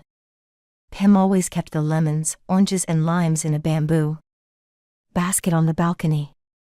In the past she had tried to grow lemon trees, but each time they were killed off by sudden frosts. Still humming the same song, Pem scurried out onto the balcony. Inadvertently her eyes slid beneath the steel railing towards the street below. Something held her gaze. A second later she saw her twin enter Lavender Grove, carrying a number of bags. Pem craned her neck over the railing and waved. Her sister didn't notice at first. Jamila, look up. Here. Jamila lifted her gaze towards the balcony, a placid expression on her face. Pem broke into a smile. There was, beneath her sister's solemn countenance and dignified bearing, something of her childhood naivety, as delicate as mist. She couldn't help but be envious of how eye-catching her twin was. For, although they were similar, they were not the same. Charm came to Jamila naturally, the way a bee homed in on a flower. Jamila was brimming with life and light, full of grit and composure, Pem thought. Unlike herself. I'm making a dessert for you. What? Jamila asked, distracted by a passing car. I am. Pem stopped, having just noticed Iskender walking up the road. For a second or two Pem watched her elder son trail behind her sister. Iskender's eyes had narrowed into slits, his jaw was tight, his lips moving incessantly, as if quarreling with himself. She couldn't figure out what was going on. Even when she saw him lunge towards Jamila, even when she noticed the knife in his hand, even when he blocked her sister's way and uttered words that could only have amounted to steeling himself against any doubts, what was taking place in front of her eyes continued to make no sense. But then suddenly the curtain that was clouding her vision lifted, and she saw the full truth, the full danger. She felt the air go out of her. Still clutching the lemons, she flew from the balcony to the living room, through the corridor, out the door, into the street. Pem ran. She was 8 feet away when she saw her son stab her sister. Iskender swung the knife sloppily and hastily, as though he wanted to get it over with at once and go on his way.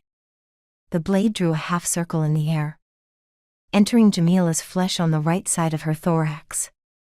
Behind them a strangled sound came from Pem. She knew instantly, she knew in her bones, that the knife had gone into her twin's heart. Iskender took a step back, paused for an instant, frowning at the knife in his hand. For a moment he seemed confused, as though he didn't know what he had done, as if he had been a puppet dancing to the pull of strings and was only now waking up. With a jolt, he threw the knife aside and sprinted in the opposite direction. Pym could hear someone scream. A piercing howl in the wind. It would be another minute before she realized the sound was coming from her. She couldn't budge, for she had no body. She had no substance. She was only a voice. Her entire being was reduced or magnified to a cry that gave way to new ones in spirals, independent of her will, spinning, swirling, melting into an endless echo. Her eyes wide open, her stomach churning, Pym stumbled towards her. Sister. The contents of the bags were scattered on the street. Bread rolls, cheese, green apples, a pot of basil, a pack of cardamom. Like a sleepwalker, Pym cuddled her twin. She kissed Jamila's face. Her forehead, her cheekbones, the soft hollow in front of her neck. She checked her pulse, but it was muted and her body felt limp, already losing warmth. All the sparkle was drained from her face, except for her lips, which were now the color of her wound. Pym began to shiver, as if life were bleeding out of her too. A pool of blood so dark it was almost black whitened and thickened on the ground. She heard hurried footsteps, hushed tones. The siren of an ambulance turning the corner. Slamming car doors, police radios. She staggered away from her twin's body, the tarmac hard against her. Slippers. Half a minute later, an elderly woman, a kind-hearted Albanian neighbor, approached the street from the other end, having just noticed the commotion. Puzzled and fearful, she dived towards the body on the ground. She fell on her knees, shrieking, wailing. "Oh, poor thing. What happened to you?" "Pym, dear." Further down the street, gooseflesh had broken out all over Pym's body. Hearing herself being mourned was uncanny and chilling, but, in an odd way, it helped her to disconnect herself from her surroundings. She neither stopped nor glanced back. Her arms folded over her chest, her head lowered as if walking against a strong wind, she floated through the crowd like the ghost she already felt she was. For the rest of the day, Pym roamed the streets, seeing parts of East London she had never been in before. She knew she couldn't go back home or to Elias when Iskender was out there somewhere, unrestrained. It was surely only a matter of time before her son realized his mistake and came back to find her. Such was her fear that she wasn't able to grieve for her sister. She became increasingly apprehensive, as if anxiety were a substance, a liquid that filled her up little by little. Several times she had to stop and take deep breaths to steady herself. Her feet drew concentric circles around the crystal scissors until she came to a stop opposite the entrance. She had left her work without an explanation. She had put the keys through the letterbox and called it quits. Now, hiding behind a Royal Mail van, she watched the flamboyant profile of Rita through the window. There were 2 customers inside and someone who must be the new apprentice, a young Asian woman with hair the color of an aubergine. Pym sneaked into the area behind the salon, where they dried the towels, smocks and aprons. If she was lucky, she would find something to wear. Her blouse was stained with blood, which she had been hiding by keeping her arms crossed and her shoulders hunched. Funny how those she passed had failed to notice. Or perhaps they simply had preferred not to see. She opened the back gate, crept in and stopped, swaying from side to side in time to the music playing in the salon, a piece of chewing gum in her mouth. The apprentice was coming to collect the towels off the line. It was too late to go back and there was no place to take cover. Pym found herself gaping at this stranger, who now was gaping at Her. Sorry, Pem said, her cheeks growing hot. She lunged forward, grabbed a smock and scurried away. Hey, what are you doing? The assistant yelled. Thief! Thief! But Pem was already gone. Over the next few hours she kept wandering, the setting sun a tepid caress on the back of her neck. She had nowhere to go. If she went to the police, they would interrogate her. Unable to understand the language, she would fail to answer their questions, and perhaps end up being held responsible. She couldn't seek refuge in a neighbor's house either. Who would want to take the risk? Besides, she didn't know whether Iskender had acted alone or been guided by others.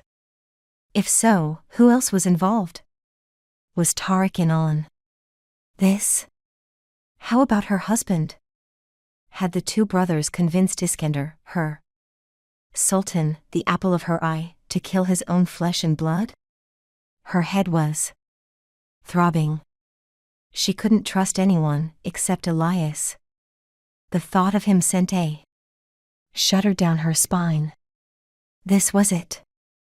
She would not see him again.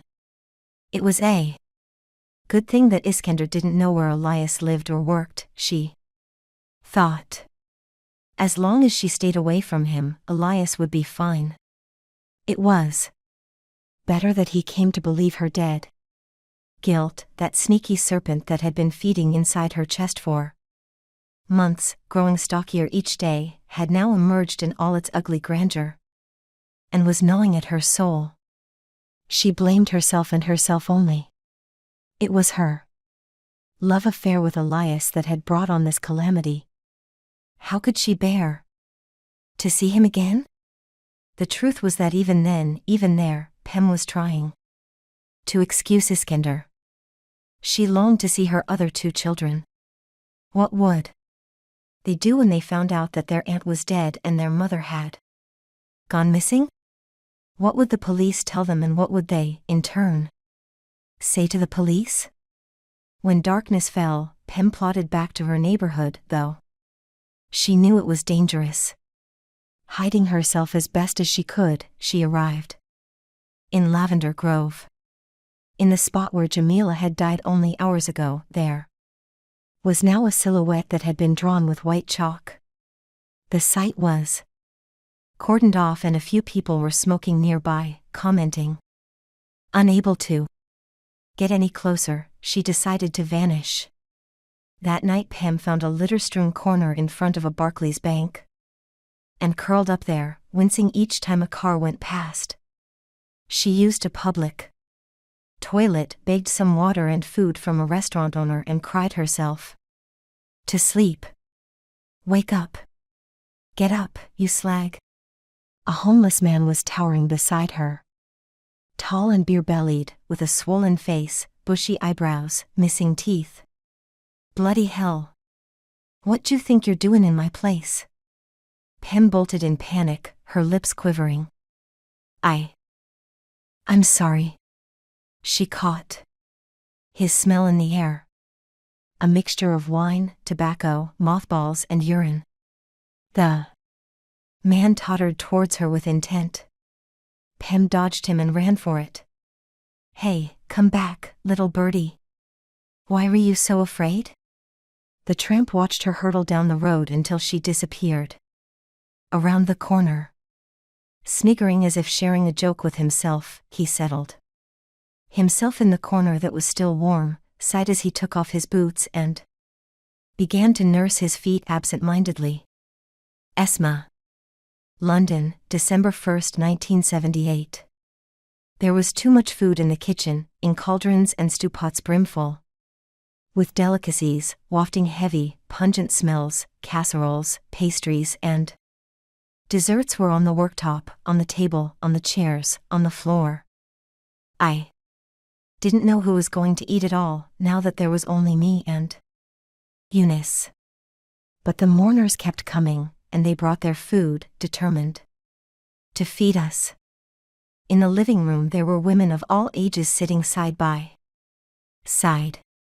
Some were old neighbors, some were people I knew only vaguely, and some I was seeing for the first time. With each new group of visitors, Aunt Meryl, as the host, stood up, welcomed them, cried with them. Eunice and I were sitting in one corner, both there and not there, like two somnolent fish in an otherwise empty aquarium. Everyone approached us, stared at us, studied us, tapping the glass wall that separated us from them, and then waited for us to react. We saw them and we heard them, but we didn't feel anything, numb to their words of consolation. Our minds were busy solving a riddle of which only we were aware. Esma, it's all my fault, said Eunice, his voice brittle. What do you mean? I left Auntie alone. I held his hand, hugged him. It was Iskender who did this, not you. Kanim. But if it was Aunt Jamila in the ambulance, where is Mum? That's what I'm wondering myself. In less than an hour we would learn the answer. Around midday the door opened again, and a new guest walked in, clad in bright green from head to toe, including a feathery hat. The mourners gawked at her sparkling accessories, painted nails, strange ways, speechless. I, however, was delighted to see her. Oh, Rita, I said, as I ran to her, in tears. The two of us sat together at the kitchen table away from prying eyes. My mother isn't dead, I whispered. She nodded. Is she with you? Another nod. Rita said that early in the morning, when she had gone to open the salon, she found her old coworker sleeping on the doorstep.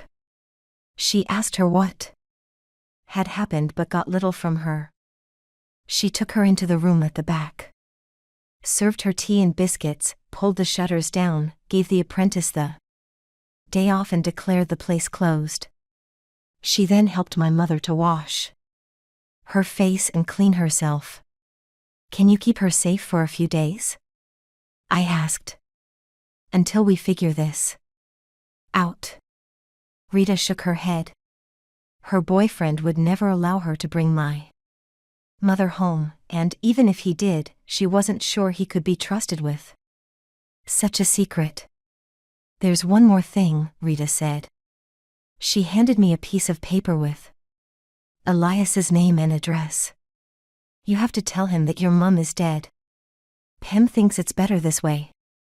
There was no other exchange. I walked her to the door, playing her role to the hilt. Rita gave me a tearful hug before she left. I'm sorry, love. Your ma was so dear to me. Asterisk. After sunset, Eunice and I entered the Crystal Scissors through the back door, holding hands. For as long as I live, I'll never forget the moment we ran into her arms, sobbing and laughing all at once. She looked so shaken, her face sunken, dark rings around her eyes. Eunice's head rested on Mum's bosom as he moaned, "It's all my fault. I left Aunt Jamila alone. I was talking to my friends, I let her walk back on her own." Mum kissed him. Then she kissed me, whispering, "Did you talk to him?" I briefly told her about my visit to Elias. She listened, slumped and drained, as if in some half-dream. "They're saying awful things about you," Eunice interjected. "We don't talk to them anymore." That's how my mother learned that the entire neighborhood was abuzz with gossip. Some people accused her of bringing disgrace to the family and provoking her son into choosing such a dark path. I stared daggers at my brother. There's going to be a funeral in a day. Aunt Meryl is organizing everything. It was then that Eunice grabbed my mother's arm and patted it with authority. "Don't worry. I know where to take you. There is one place in London where you'll be totally safe and no one will hand you over to the police." And that's how my mother, Pem Cater Toprak, 33 years old, and deceased according to official records, began to live in a dilapidated Squat in Hackney, occupied by a group of punk rockers. The Cleaning. London, December 5, 1978. Pym sat propped up in bed, her face a mask of exhaustion. Wrapping her arms around her bent knees, she locked her fingers together. There was a tightening in her chest, a mounting ache, as if something were pressing against her ribs. Breathing was an effort. Swallowing hurt. She listened to the sounds in the old Victorian house, which was now drenched in darkness, and smelled the faint acrid tang in the air. Dust, sweat, musty furniture, damp laundry, grubby sheets, empty bottles, full ashtrays. Being in a room where several people slept on the floor side by side brought back memories of her childhood. She recalled how she and her 7 sisters would slumber the night away, spooning round one another, seeking each other's warmth.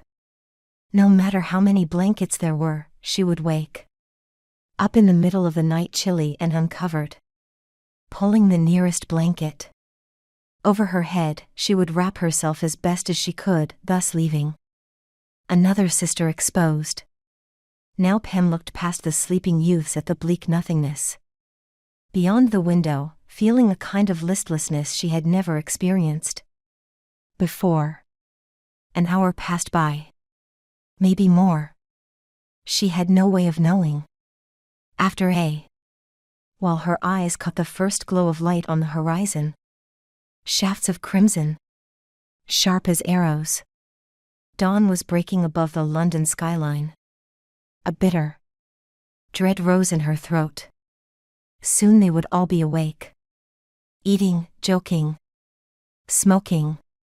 Though they had agreed to shelter her, and though they did their best not to disturb her, the punks couldn't help asking questions, unable to grasp what was going on. Most squatters loved to sleep in late, but, given the current uncertainty with the council, they were being extra vigilant, fully aware that the halcyon days of lions were a thing of the past. Thus around 8 a.m. everyone was awake, groping for yesterday's clothes, lighting the first cigarette of the day, elbowing one another out of the way at the one-chipped sink. Even Iggy Pop, who slept with homemade earplugs, was up and about. In the kitchen, Tabiko was watching Pym make pancakes for an army. She struggled to find something to say but only came up with, "Wow, this smells good." Pym gave her a faint smile. Her hands kept working, fast and focused. Her mind miles away. A few minutes later she handed Tabiko a large plate, topped with pancakes. "Go. Eat," she said. Tabiko hesitated. "How about you?" "I eat later." "You know we love your son," Tabiko said out of the blue. "He's like our mascot." And I don't quite know what the problem is, but Eunice mentioned it was a bit hush-hush and you had to hide for a while. "Whatever it is, you're welcome to stay here for as long as you want." Pym felt a rush of compassion for Tabiko so profound that her eyes welled up. She hugged the young woman, who wasn't expecting this, but who instantly hugged her back.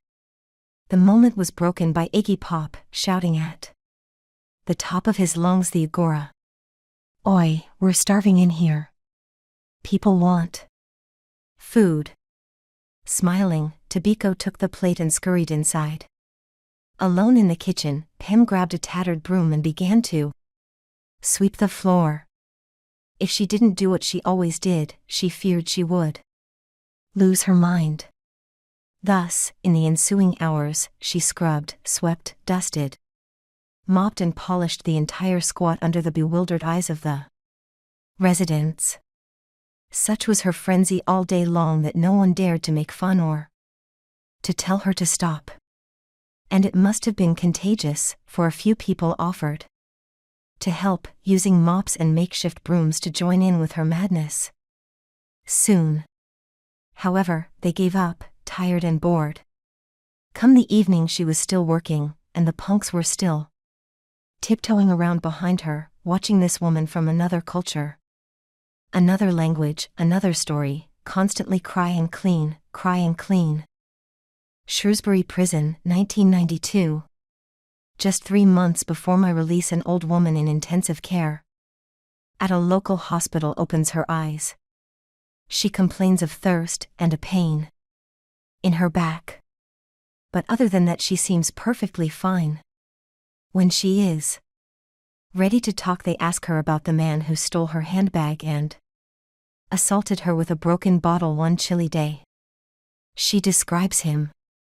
Her memory is in mint condition, and the description in no way matches Zishan. Still not convinced, they show her a mugshot of my cellmate. She says it isn't him. They take Zishan and make her look at him through a two-way mirror. She says it isn't him. The court decides to have the case reopened. You must be over the moon, I say. You'll be a free man soon. Zishan, free man already, he says. No need to go to moon. You'll be much missed, man. He looks crestfallen, swallows hard. I go out and think about you. He says. You were my best student. And you, a bad liar. He chuckles, his shoulders hopping. Don't forget to do your homework. What homework? Then he tells me. The morning Zishan is set to leave, we meditate together for the last time. Unlike other days, I don't take the mick. I don't protest. I sit cross-legged on the hard floor, looking at him.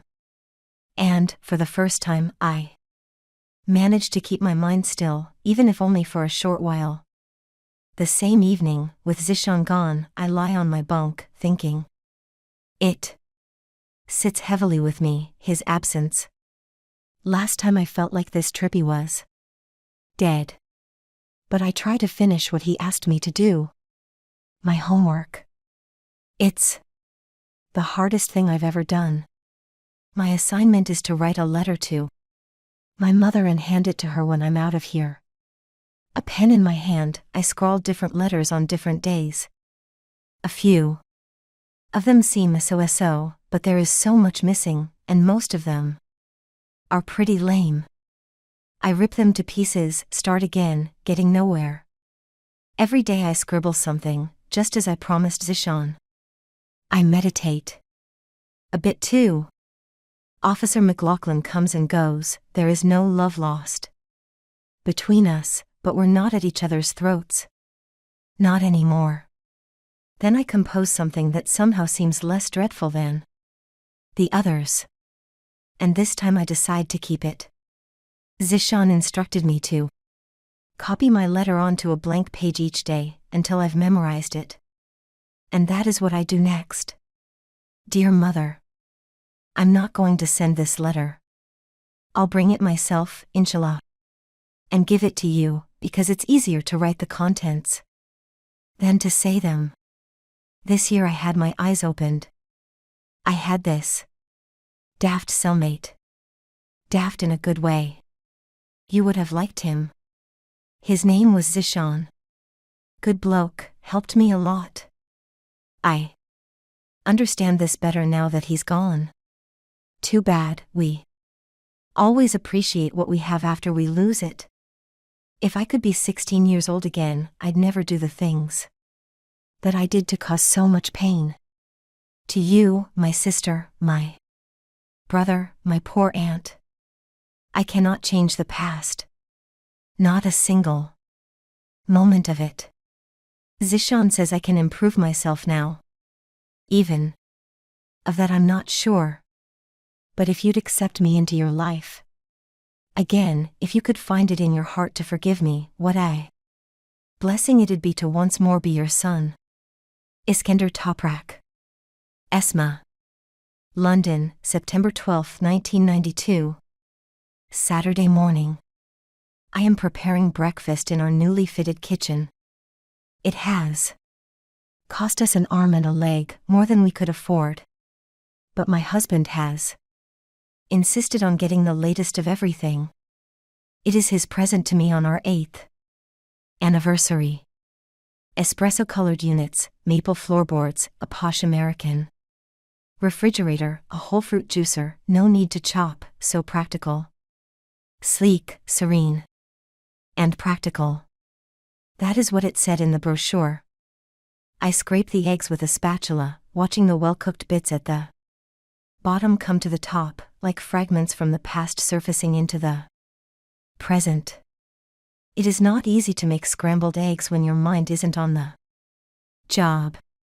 You have to have the right timing to achieve a good result, and my timing, I suppose, is never right. I might have a problem with the notion of time in general. I can neither let go of yesterday nor focus on tomorrow.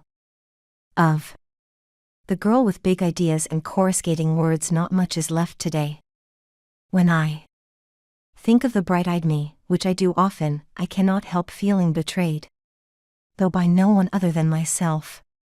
My daughters are sitting at the table, chirping on about the presenters of Blue Peter, their favorite program.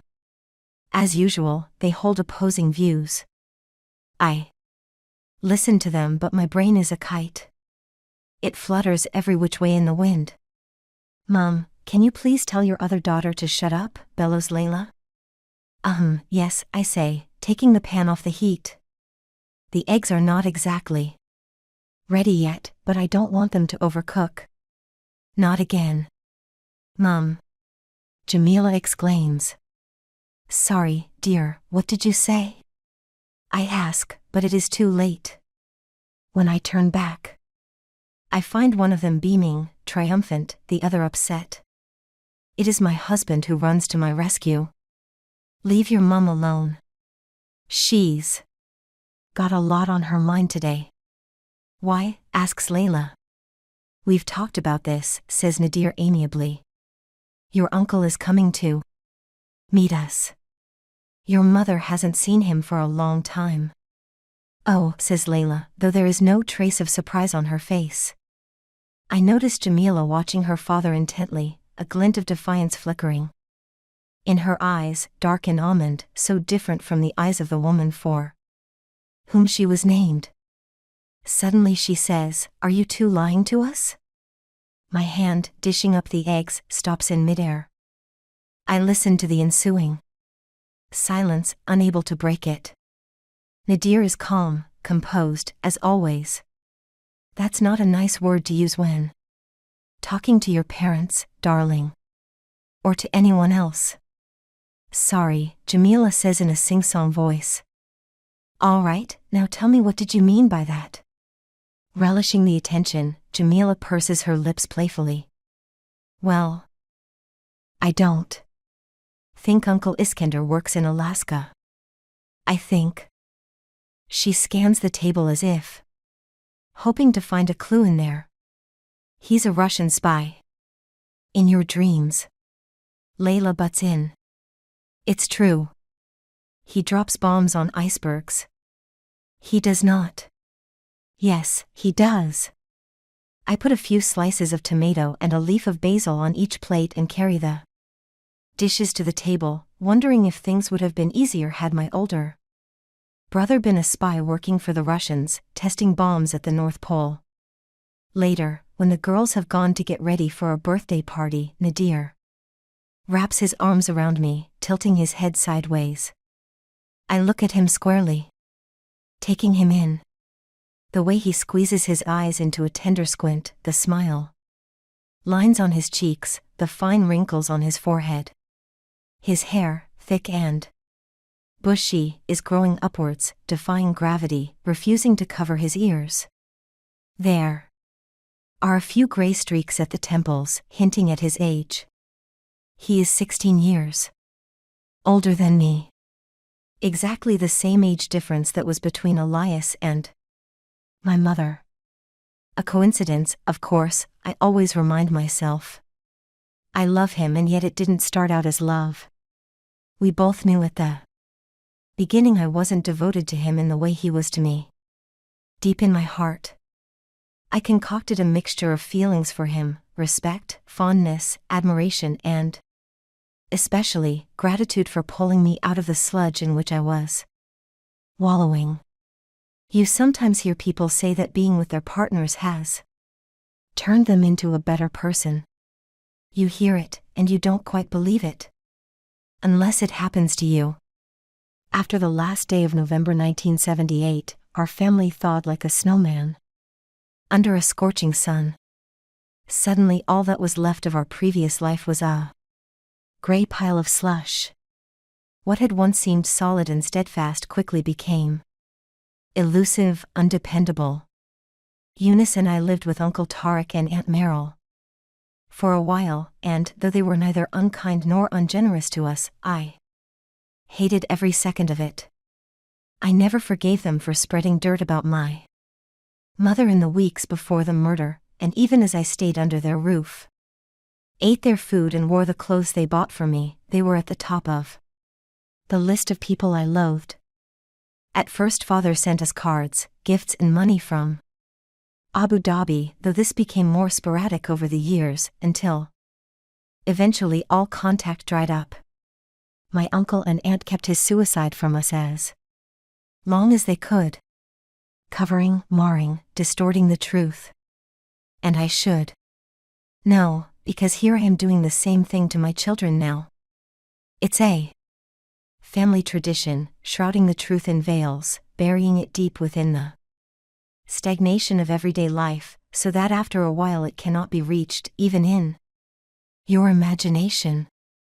My memory of those years is a shifting ground, a quicksand of hurt and despair. Having tumbled into it, I found only anger could pull me out, and so it has been for some time. Early days of Mrs. Thatcher, huge changes under way. England fast moving away from all that it had been, a behemoth waking from a sluggish winter dream. My exam marks were high, always. The Department of Education showed a special interest in our case, and both Eunice and I were transferred to a boarding school in Sussex. That helped a bit, the distance. But I held on to my rage without realizing that it wasn't getting me anywhere. I was drowning in my resentments. After boarding school I went to Queen Mary College, where I read English. Then I met Nadir. He is a man of science, a scholar who believes in universal certainties and objective truths.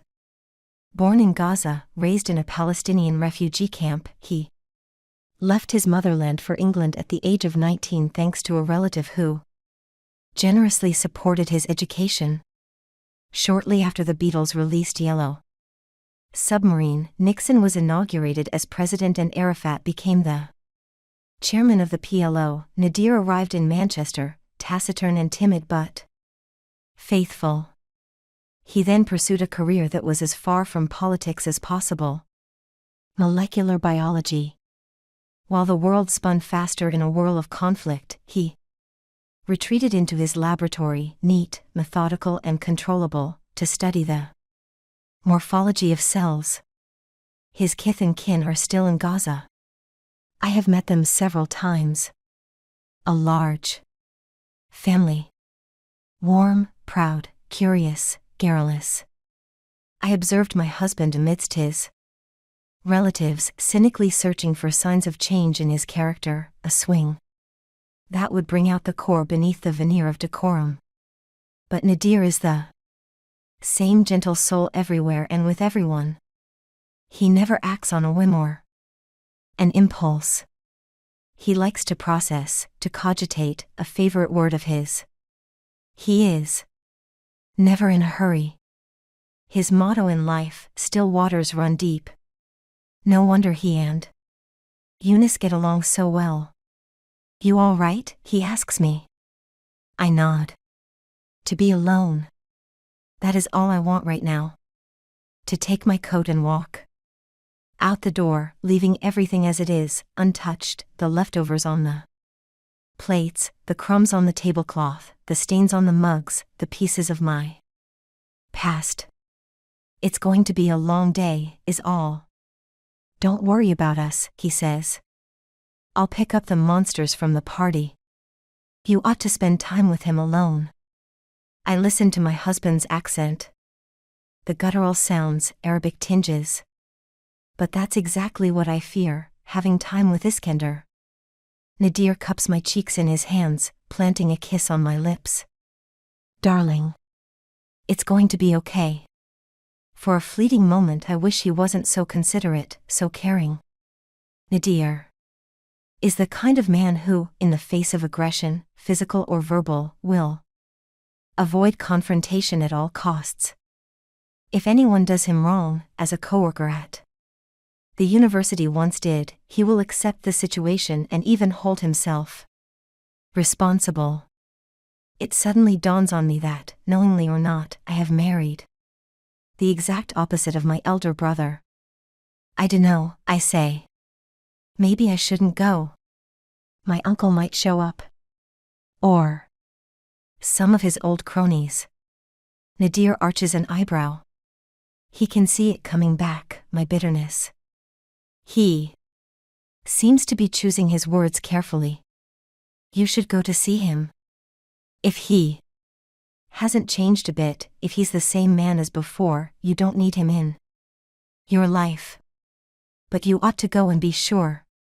Then he pronounces 4 words. That will ring in my ears all day long. He is your brother. What am I going to tell the girls when he's here? Hello, darlings, this is your uncle whom you've never met. Why? Well, because he was in prison. Why? Because, you see, he killed your. You don't need to explain anything to them. Not yet. My eyes water, and when I speak my voice comes out strained. You and Eunice always want things to be simple and easy. But the world is so complicated. Everything is complicated. Nadir's mouth puckers as he dotingly mimics my tone. Forget the world. Make the most of what we yet may spend, / before we too into dust descend. I laugh, despite myself. Is that Khayyam again?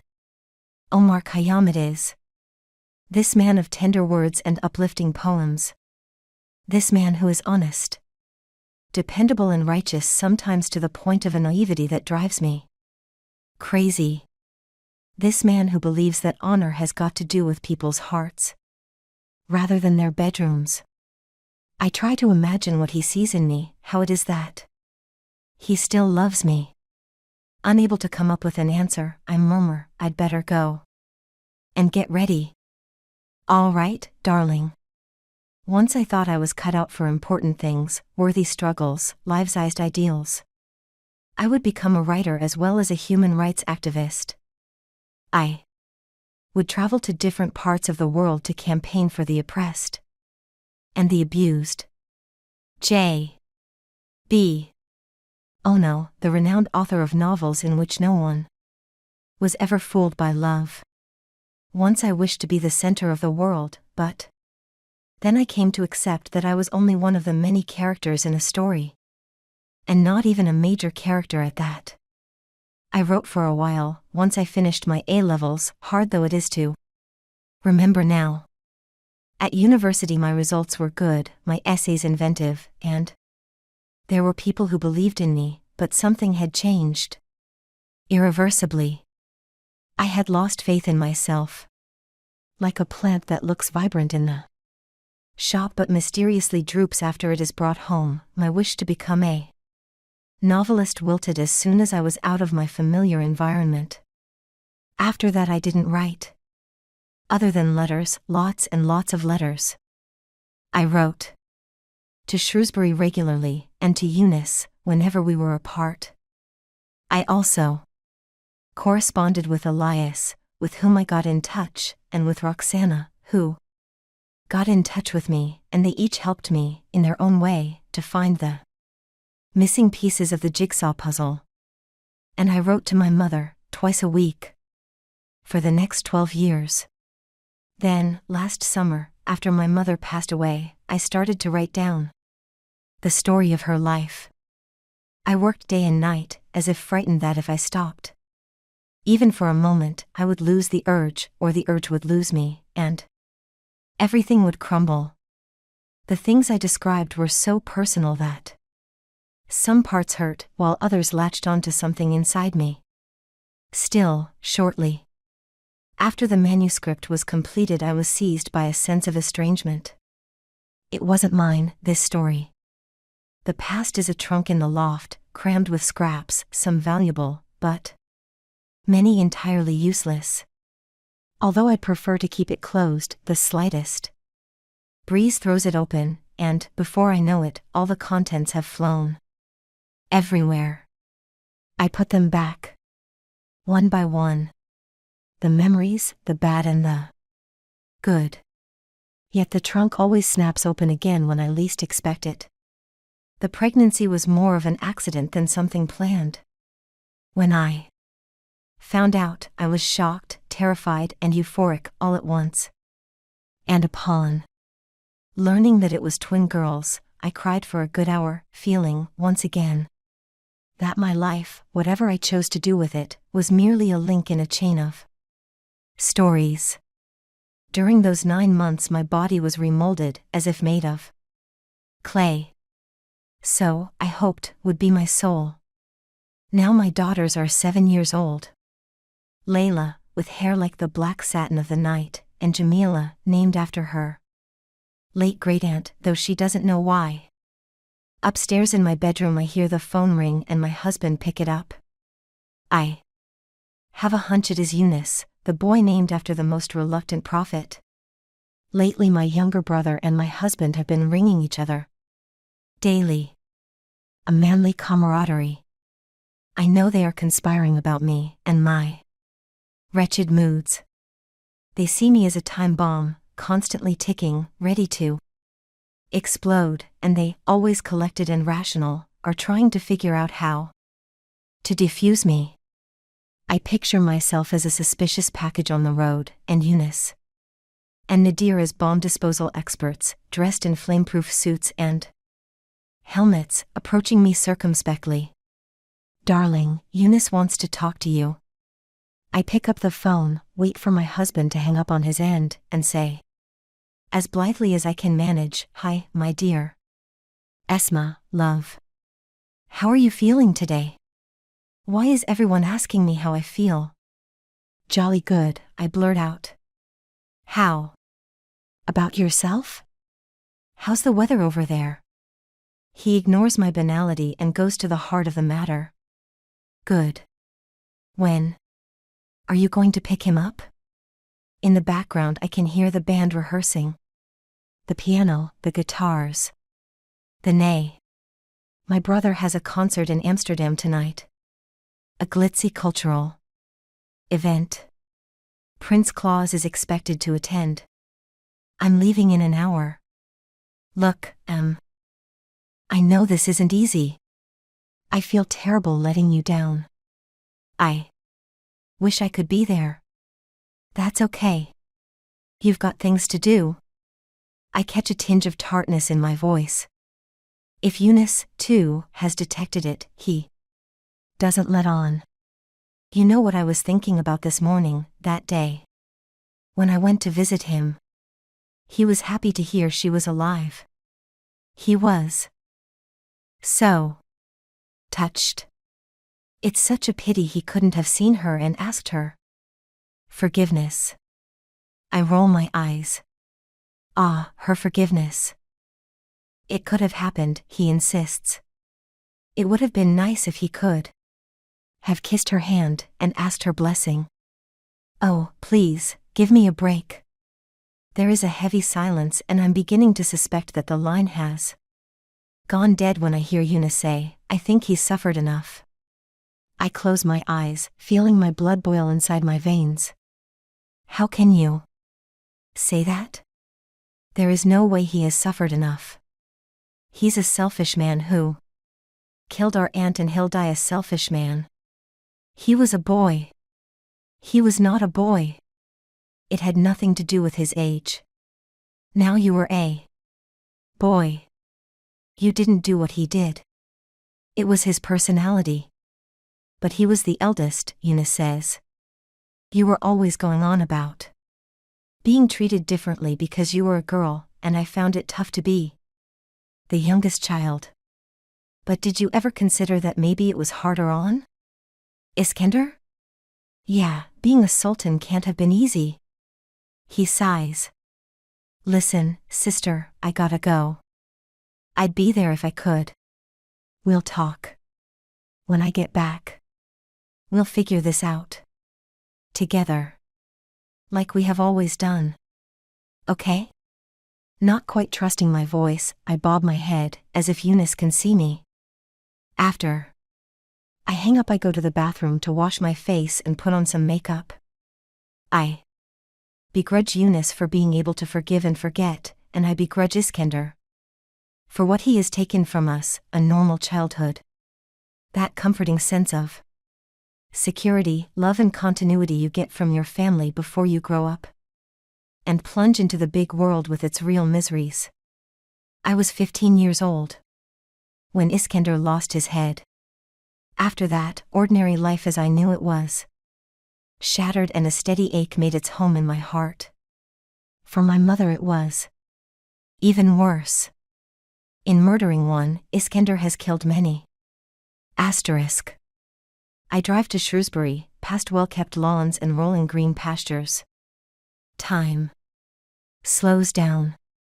My mind drifts back to Eunice. He is becoming pretty famous. My little brother. Nadir tells me his students know his music and love it. I am proud of him. And, at those moments when I'm honest with myself, I am also envious.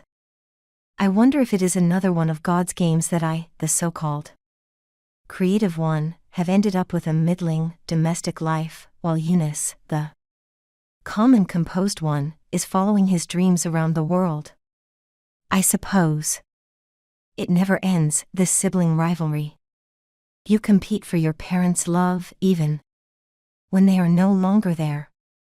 When I reach Shrewsbury Prison, I wait outside the building, surprised that no one else is around. No Uncle Tariq. No Aunt Meryl. No neighbors. Friends, relatives. Where are they? Iskender's old chums haven't shown up either. Has everyone forgotten about him? An hour passes. There is a creeping chill in the air, muting all sound, and I feel a bit thirsty. Had I gone into the building, the officers would, in all likelihood, have offered me some water, if not a cup of tea. I would have asked them what to expect, and perhaps learned a few new things about Iskender. But then he would emerge, and we would have to hug or shake hands in front of everyone. I'd rather wait here, outside. Finally, the double gates open.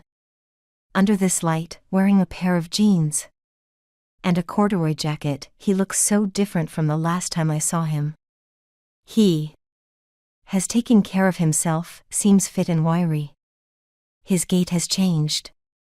He doesn't push his shoulders back and crane his head the way he used to do. After taking a few steps forward, he stops and gazes at the cold, overcast sky.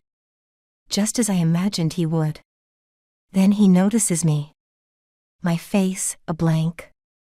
He moves slowly, giving me time to go back to the car park, start the engine and leave should I want. When he approaches, I take a step forward, my hands thrust into my pockets. Hello, Esma, he says. Suddenly I am upset with Nadir, and Eunice, and all the spirits in the world for convincing me to come here. But I try to push the dark thoughts away. Hello to you, brother. I pronounce the last word with some emphasis. I wasn't expecting to see you. Oh, I didn't think I'd come myself. Well, I'm glad you did, he says. In the car I feel the need to say something to fill the empty space between us. I thought Uncle Tariq would be here. He was planning to be. I told him not to come. I tighten my grip on the wheel. Really? That's interesting. Iskender leans back, doesn't comment. How are the girls? And Nadir? I tell him the girls are acting in a school musical this term. Layla will be a singing fish, but we don't know yet which kind. It will be a haddock. Probably, though she'd much prefer to be a dolphin. My younger has been given the part of the fisherman's wife, a nasty, greedy character, but quite a central one. So there is a bit of competition going on in the house at the moment. Singing fish versus fisherman's wife. I tell him all this without mentioning Jamila's name, though he knows, of course. They are both excited, I conclude. Great kids, he says, smiling. The silence that follows is disconcerting.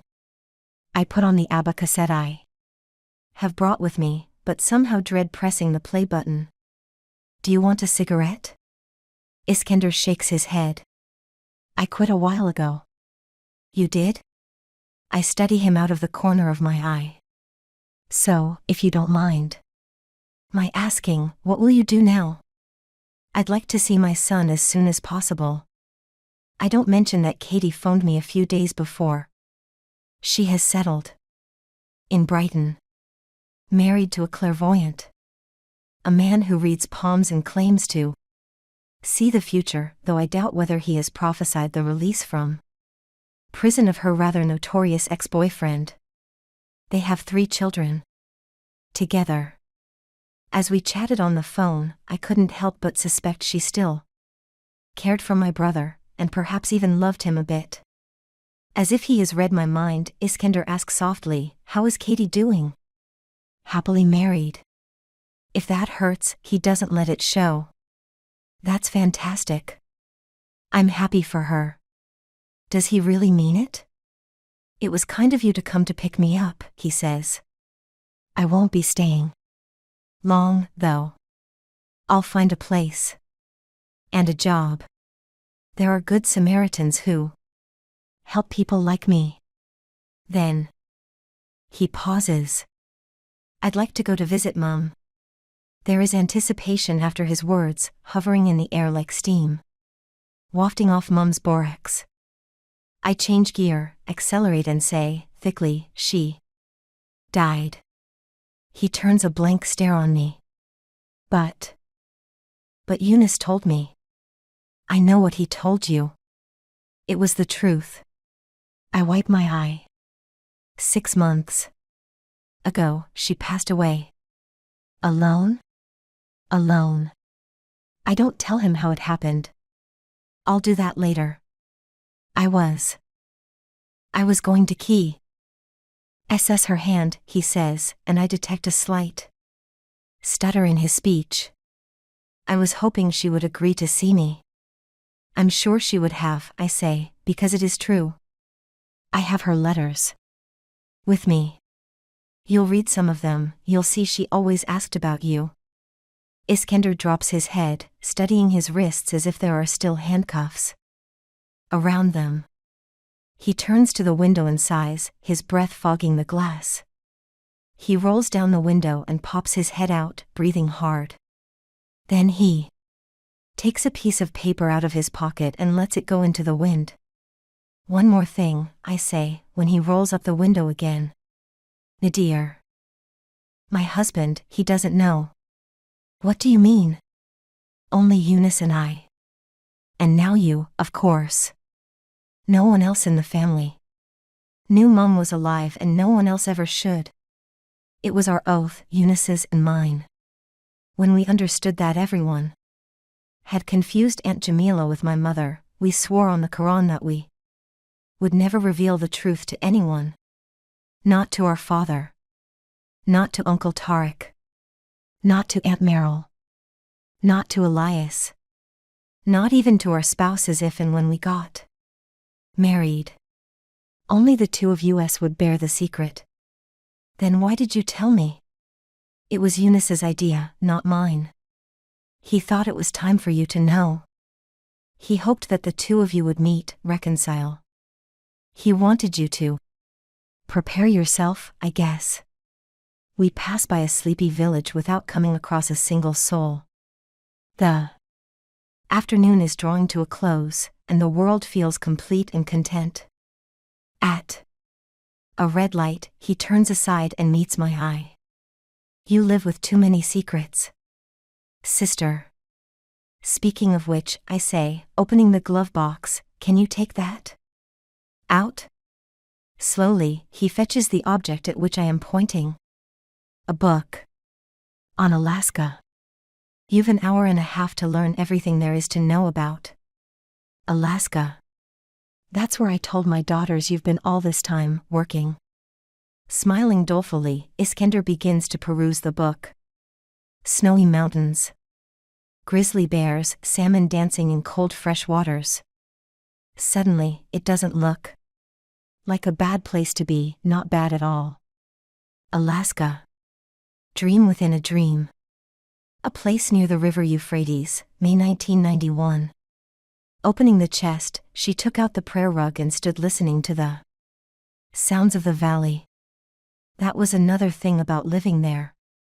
As long as the wind blew northwards, it would carry the calls to prayer from the mosque in the village far below, but when the wind changed direction she was no longer able to figure out what time it was. The clock she had brought with her from London had stopped working and was waiting in a corner, like an ancient, withered face too tired to talk. But she needed to know the hour to pray, for she had so much to tell God. Perhaps it was her age that was making her more observant, though she was far from being old, only in her mid-40s. Or perhaps it was simply because there were too many ghosts in her life now, too many to grieve for. Every day she asked God to help her twin find peace in heaven, as that surely was where Jamila would have gone. Somewhere in that prayer she included Hedai, the mother-sister whom she remembered not as the mass of swollen purple flesh hanging from the ceiling but as the jovial young girl she once had been. She also prayed for her husband, contemplating all that they had, and had not, given to each other. Then she prayed for her long-deceased parents. If she still had any energy left, she mentioned the 3 village centenarians who had recently breathed their last, one after the other. Once she had paid her respects to the dead, she moved on to the living. She started with her granddaughters in rainy London, whom she knew from pictures only. She asked for guidance for my headstrong daughter and that caring husband of hers. This was followed by an elaborate prayer for Eunice, and sometimes for his band, that he might excel and soar high without being seduced by the trinkets of fame. Next she took a minute to pray for Elias, that he might be well, healthy and content, and find a person to love, if he hadn't already. Then came the longest prayer of all, for Iskender, her sultan, her lion, the apple of her eye. There were times when she wondered if she had done the right thing by coming back. But the serenity that wrapped around her like a shawl every morning at dawn was confirmation enough. Living such a solitary life could be only a short step to insanity. She tried to keep herself balanced by expressing thanks to God for everything he had both given and denied her. It was harder to go mad when you were thankful. The early days in England now seemed as distant to her as a dream within a dream. The first time she took a big red bus, the children still little by her side and Eunice yet to be born. She would never forget the excitement of seeing the Queen's palace through the steamed-up windows and the Queen's soldiers, sober and serious on high horses. A sense of loneliness had washed over her upon arriving in Hackney, with its rain-soaked streets, adjoining brick houses and thimble-sized gardens. The house her husband had found was shabby and in need of paint, but she didn't mind, being used to making a home in small spaces. What she couldn't adjust to, however, was the weather. The rain. The gloom. The clouds, always a tint of some obscure color. Growing up by the Euphrates had inured her to harsh winters and harsher summers, but she didn't adapt easily to waking up to a permanently overcast sky. Yet she loved going to the market on Ridley Road, watching the people rummaging for bargains, the street buzzing with purposeful activity. Like a beehive. It was nothing like the bazaars in Istanbul, though it was throbbing with life, and that she cherished. One could come across so many different people with skins of all shades of brown, white and black, from places that were, to her, only names on a blurry map. It wasn't things such as the traffic coming at her from the left or the drivers sitting on the opposite side of the car that startled her so much as the way Londoners carried themselves.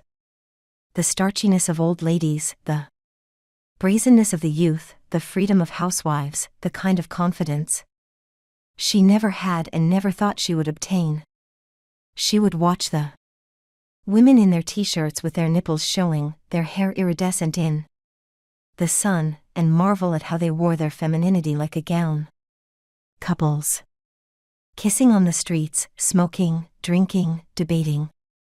Never had she seen people so keen to lead their lives out in public. The villagers of her childhood had not been the most loquacious types, and she herself had always retained a reticent nature. To her, England was a nation of words, and she tried hard to crack the hidden meanings, the in-jokes, the irony. But it was the birds that amazed her the most in big cities, confined to gaps and holes, mostly invisible, except when they were crowding and jostling against one another for a handful of grain or when they dropped dead on the pavements. The birds of the Euphrates were not like that. Perhaps there weren't very many species, surely not as many as in the London Zoo. But they were free and welcomed. In London she would be dismayed to see windowsills with prickly needles cemented onto them, like a porcupine's bristles, to prevent the birds from perching and soiling the place. It reminded her of the garden walls with embedded shards of glass that she had observed in Istanbul. It was to keep the thieves away, she was told. Even the thought of it had made her cringe. Whoever lived in those houses did not only want to stop trespassers but also wished them to cut their bare hands or feet. Windowsills with needles, garden walls with glass, she didn't like either of them. Or what the city life did to people, bit by bit. Asterisk. After the murder, Pem stayed in the squat for several months. Eunice and Esma took turns visiting her, always watchful, always on guard not to breathe a word to their uncle and aunt. By then Iskender had been arrested and put in jail, but Pem was still confused as to whether to come forward or not. Initially, she had feared the squatters would find out why she was in hiding. But the fact that they barely read the newspapers, let alone listen to local gossip, worked in her favor. Not that they didn't sense trouble, but they imagined that it related to the Home Office. Being against all sorts of authority, they were happy to shield her, even after they discovered the real reason for her stay. Eunice asked them to help his mother change her appearance, and they jumped at the opportunity. They cut Pem's hair and dyed it a soft ginger color, like an Irish lassie's. With a pair of big, round glasses and wearing jeans, she was unrecognizable. Nonetheless, try as she might, Pem would not have made it through the darkness of those days had it not been for the help of her twin.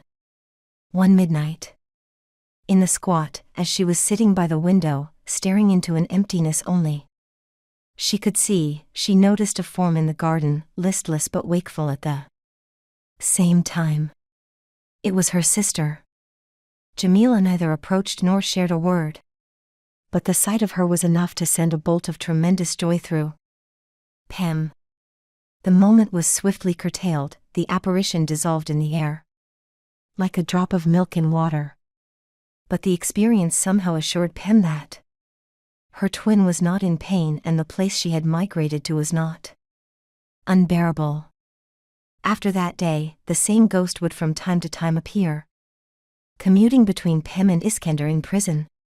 Shortly before Eunice and Esma began boarding school in Sussex, Pem decided to leave. She had realized, with a deeper surge of understanding, that she had completed her time in England and had to go back to the Euphrates, to the place where she was born, for, unlike Elias, she was no air plant and needed to embrace her roots. Eunice and Esma supported the plan, provided that they could pay visits in the summer. They still had the amber concubine, which Jamila had brought with her, in the hollowed-out heel of her shoe, and which she asked her sister to keep safe for her. None of them had the foggiest idea about its worth or how to sell it. In the end, it was Mrs. Powell who came to their rescue, with the captain, much to the disquiet of Eunice. The diamond was sold, while Mrs. Powell helped to arrange Pem's trip. She also made sure that some money was put aside in a bank for Eunice and Esma. With the rest of the money, the punks threw parties so wild that they would be the talk of Hackney for months to come. The only detail that escaped Pem, when the deal was done in Hatton Garden, was that the diamond could be given or taken as a gift, but never put up for sale. She hadn't been informed about the curse, but even if she had been, she would still have gone ahead with the plan. Pem, the woman with endless superstitions, was tired of her fears. When Pem went to her sister's hut in the valley, she wasn't overly dismayed by the wreck she found. The passage of time, the four winds, the bandits and general neglect had partly ruined the peaceful hideaway that Jamila had created. The peasants were thrilled to have the virgin midwife back, though they would never understand why she refused to attend births. But they helped her to clean and to fix her hut. The region had become a dangerous place. However, there were Kurdish insurgents fighting against the government and soldiers patrolling day and night. In the middle of all this, Pem remained, replacing her twin. There were times when she dodged danger, but she never mentioned this in her letters. She wrote only about good things. She had promised her children the move would be temporary, that she would stay a while and then return, a new woman, but once she walked into her sister's house and started putting things in order, Pem knew she wouldn't be leaving in a hurry.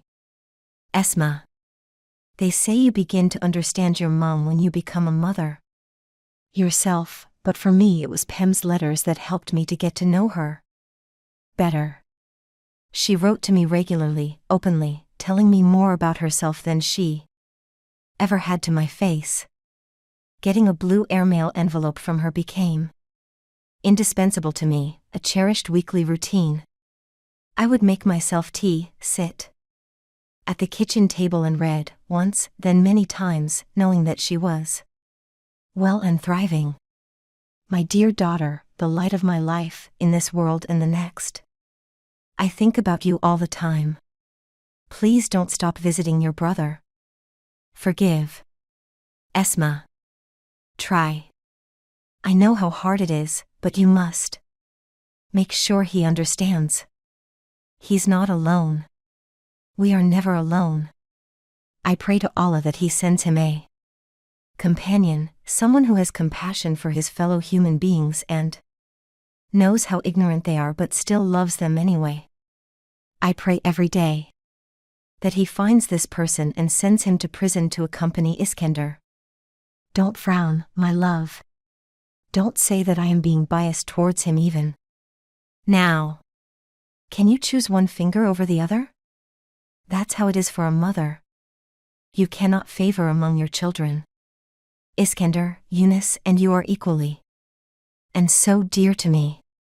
These days it is harder than before to send out post.